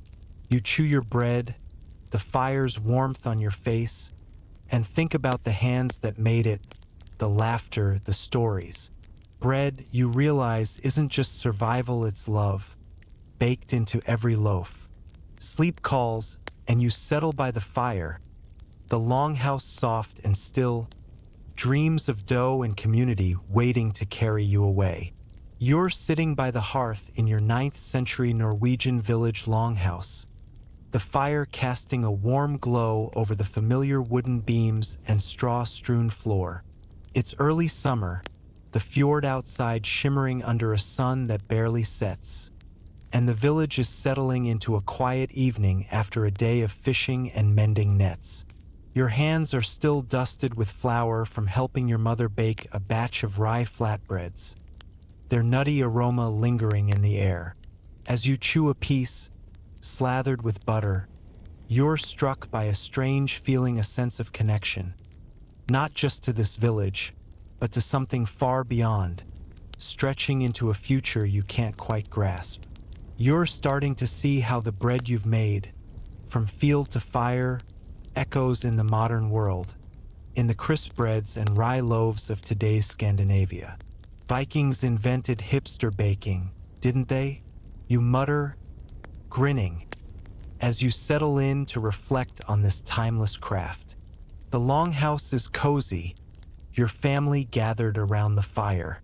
Your mother is stirring a pot of fish stew, her face softened by the glow, while your father sharpens an axe, his low hum blending with the crackle of the flames. Your sister, braiding a cord from wool, glances at you, curious about your thoughtful stare. The flatbreads you baked are on a wooden board, a pile of golden rounds that represent weeks of work: harvesting, grinding, kneading, baking. You've lived the Viking bread-making life now, from the sweat of the fields to the communal joy of a village bake-off, and it's changed you. You think about the modern world, where bread is a grocery store staple, and wonder how much of this ancient labor lives on in the loaves you know. Let's ground this in some history. Viking bread making traditions, rooted in barley, rye, and oats, laid the foundation for much of Scandinavian baking today. This is the mainstream history bit. The techniques and tools Vikings used: querns, griddles, clay ovens, and even sourdough starters evolved over centuries but left a lasting mark on Nordic cuisine. Modern Scandinavian breads, like Swedish knäckebröd or Danish rugbrød, trace their origins to Viking-era practices, emphasizing hearty grains, durability, and simplicity. The cultural importance of bread, as a symbol of community and survival, also endures, seen in Nordic traditions like communal baking or holiday loaves. You're starting to see these connections like a thread linking your flatbread to a modern bakery's rye loaf. Your mother notices your quiet mood and hands you another flatbread, this one speckled with herbs she gathered from the hills. You take a bite, the crust crisp and the herbs adding a fresh, green note. It's simple but perfect, and you imagine it sitting on a modern table, maybe with a fancy label calling it artisan. You chuckle, muttering, Vikings were doing farm to table before it was cool. Your mother doesn't get the joke, but she smiles, used to your odd comments. You think about knäckebröd, the hard, crisp bread you've eaten here, hung on poles to dry. You know it's still a staple in Sweden, stacked in supermarkets and served with cheese. The Vikings' knack for preserving bread, born of necessity, feels like a gift to the future, and you're a little proud to be part of it. You wander outside, the cool air a relief after the longhouse's warmth. The village is calm, the fjord reflecting the endless twilight. You sit on a rock, your flatbread in hand, and think about the tools you've used: the quern, the parching stone, the trough. Your mother told you the quern came from a trader in Birka. It's basalt stone imported from far away. You know modern Nordic bakers still prize rye and barley, grinding them with electric mills but keeping the same hearty spirit. You've seen recipes online, well, in your modern life for Viking-style bread using oats and honey, and you're struck by how little has changed. We're all just chasing that perfect loaf, you whisper, tearing off another piece of bread. Hey Race, a quirky fact for you. Modern Swedish knäckebröd often has a hole in the center, a nod to Viking-era crisp breads that were strung on poles or beams to dry under the longhouse roof. You've seen these in your village, hard rounds of rye or barley hung like ornaments, safe from mice and damp. You love the idea that today's supermarket knäckebröd carries this ancient design, a practical solution turned tradition. Vikings invented bread jewelry, you mutter, chuckling, and you imagine a modern baker drilling holes for nostalgia, not knowing it's a 1,000-year-old trick. You tuck a crumb into your pocket, a silly souvenir of this connection, feeling like you're holding a piece of history. Back inside, your family is eating, the stew's savory smell filling the longhouse. You join them, dipping your flatbread into the broth, the bread softening as it soaks up fish and herbs.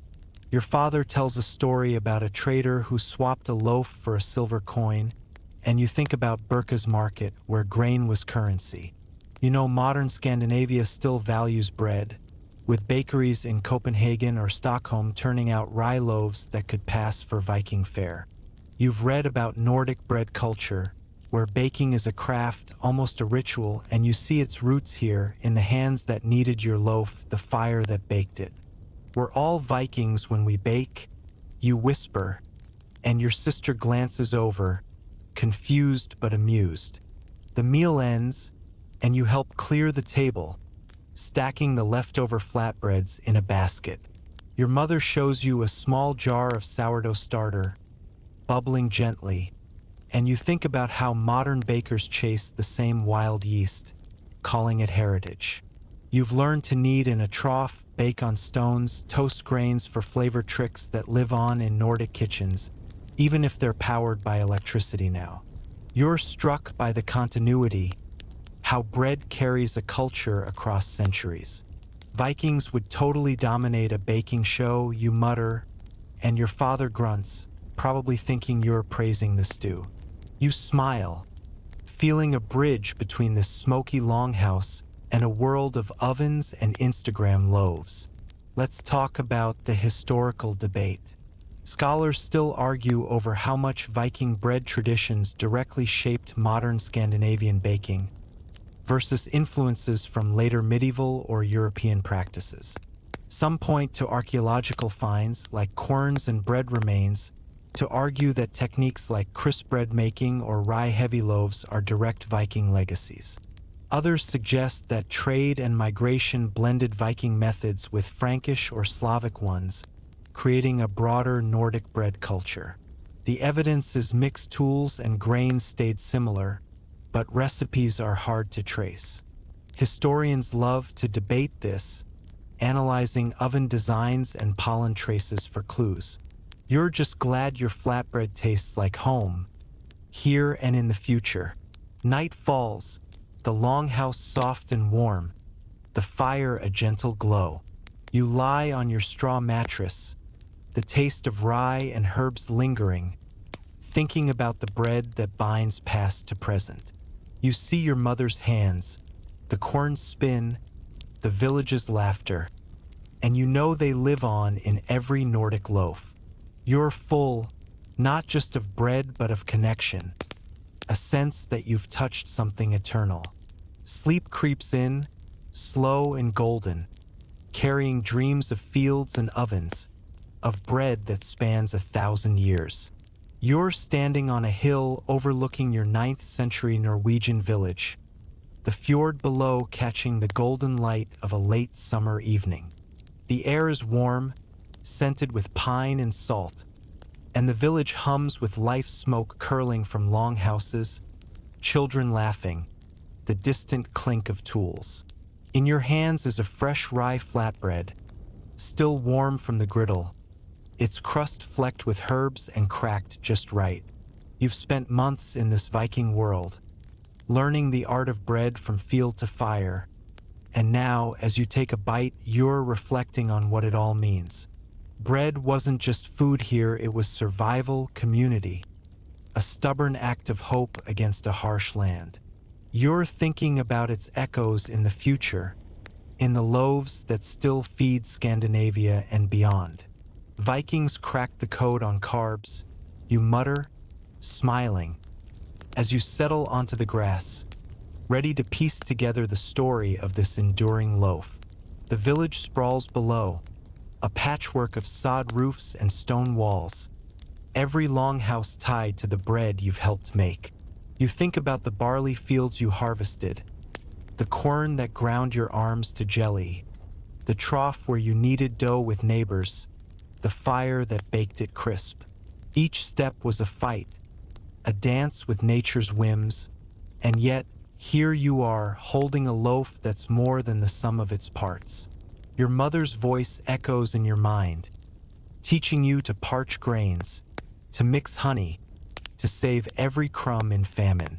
Your father's stories of raids and markets, where bread was currency, linger too. Your sister's laughter, sorting grains with friends, feels like the heartbeat of this place. Bread's the glue, you whisper, tearing off another piece, its flavor grounding you in this moment. Let's ground this in some history.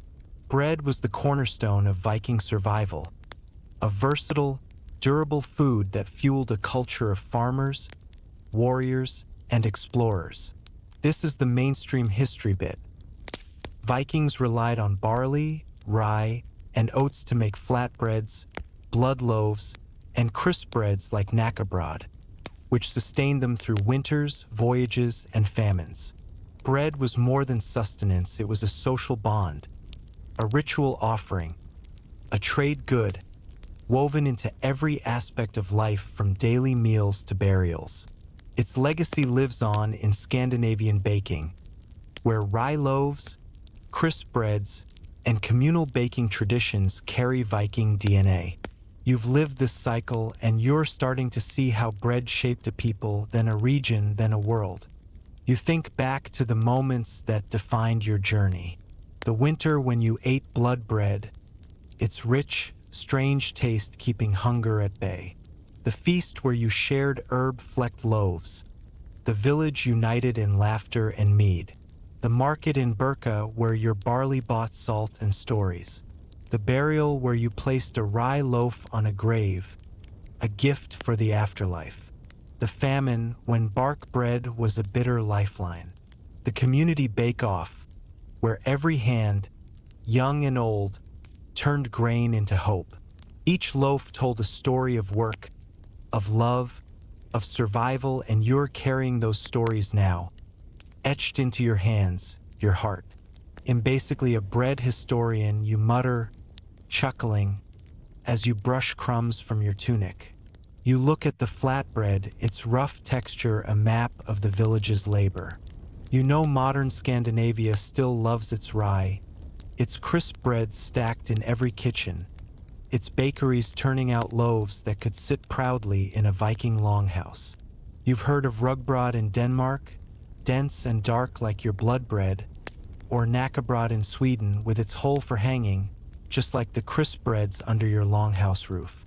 You imagine a modern baker, maybe in Oslo or Stockholm, kneading dough with the same care as your mother, using electric mills but chasing the same soul.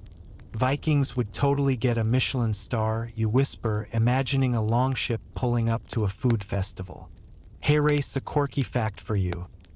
Some rural Scandinavian communities still bake traditional breads using recipes passed down from Viking times, like flatbreads made with local barley or rye. In places like Norway's Lofoten Islands, you might find families baking on griddles, their methods barely changed since your village. You love this idea, picturing a grandmother in a modern kitchen, her loaf a twin to yours, maybe with a side of smoked salmon instead of dried fish. Bread's the ultimate time traveler, you mutter, breaking off another piece. You make a mental note to try baking a Viking loaf when you're back in your world, if you can find rye flour and a griddle that doesn't come with a plug. You think about the tools that made this bread possible, the quern, the parching stone, the clay oven, and how they've evolved. Modern mills grind faster, ovens bake cleaner, but the spirit's the same. Turn grain into life. You remember the sourdough starter your mother used? It's sour tang, a cousin to the starters in trendy bakeries today. You see the trough where you kneaded with neighbors, a community effort mirrored in Nordic baking clubs or village festivals. Bread, you realize, is a language spoken in every era, its words shaped by hands and fire. We're all just baking the same loaf, you whisper, the fjords shimmer blurring as you sink into thought. Let's talk about the historical debate. Scholars still argue over how much Viking bread culture influenced broader European baking versus how much it was shaped by trade with neighbors like the Franks or Slavs. Some point to Viking-era tools and bread remains, found from Iceland to Russia, to argue their methods spread widely, carried by raiders and traders. Others suggest Europe's medieval bread culture, with its ovens and leavening, blended with Viking practices, creating a shared tradition. The evidence is murky, grains and tools crossed borders, but recipes are hard to pin down. Historians love to debate this, analyzing trade routes and oven designs for clues. You're just glad your flatbread tastes like history, a bite of the past that's still alive. The sun dips lower, painting the sky in pinks and golds. You finish your flatbread, brushing crumbs from your hands, and think about the village below, its people, its bread. You've learned their fight, their joy, their genius for turning rock and frost into sustenance. You see your mother's hands, your father's pride, your sister's laugh, all woven into every loaf. You know this bread lives on in Nordic kitchens, in recipes whispered through centuries, in the simple act of breaking bread together. You're full, not just of food but of understanding, a sense that you've touched something eternal. You lie back on the grass, the fjord's hum lulling you, ready for one last dream of bread and Vikings. And so you rest on that hill, the fjord's gentle ripples singing a lullaby as the stars begin to peek through the twilight. The taste of rye lingers, warm and earthy, like a whisper from the village below, from the hands that kneaded, the fires that baked. You feel the weight of the bread's story, heavy with centuries, light with hope, carrying you from this Viking world to a place where loaves still rise, where families gather, where grain becomes life. The longhouse fades, its smoke curling into dreams, and you're drifting now, held by the soft rhythm of waves, the quiet promise of tomorrow's bread. Let the stars watch over you. Let the fields sleep. Let the world turn gently as you sink into peace. Good night, traveler. May your dreams be as warm as a fresh baked loaf.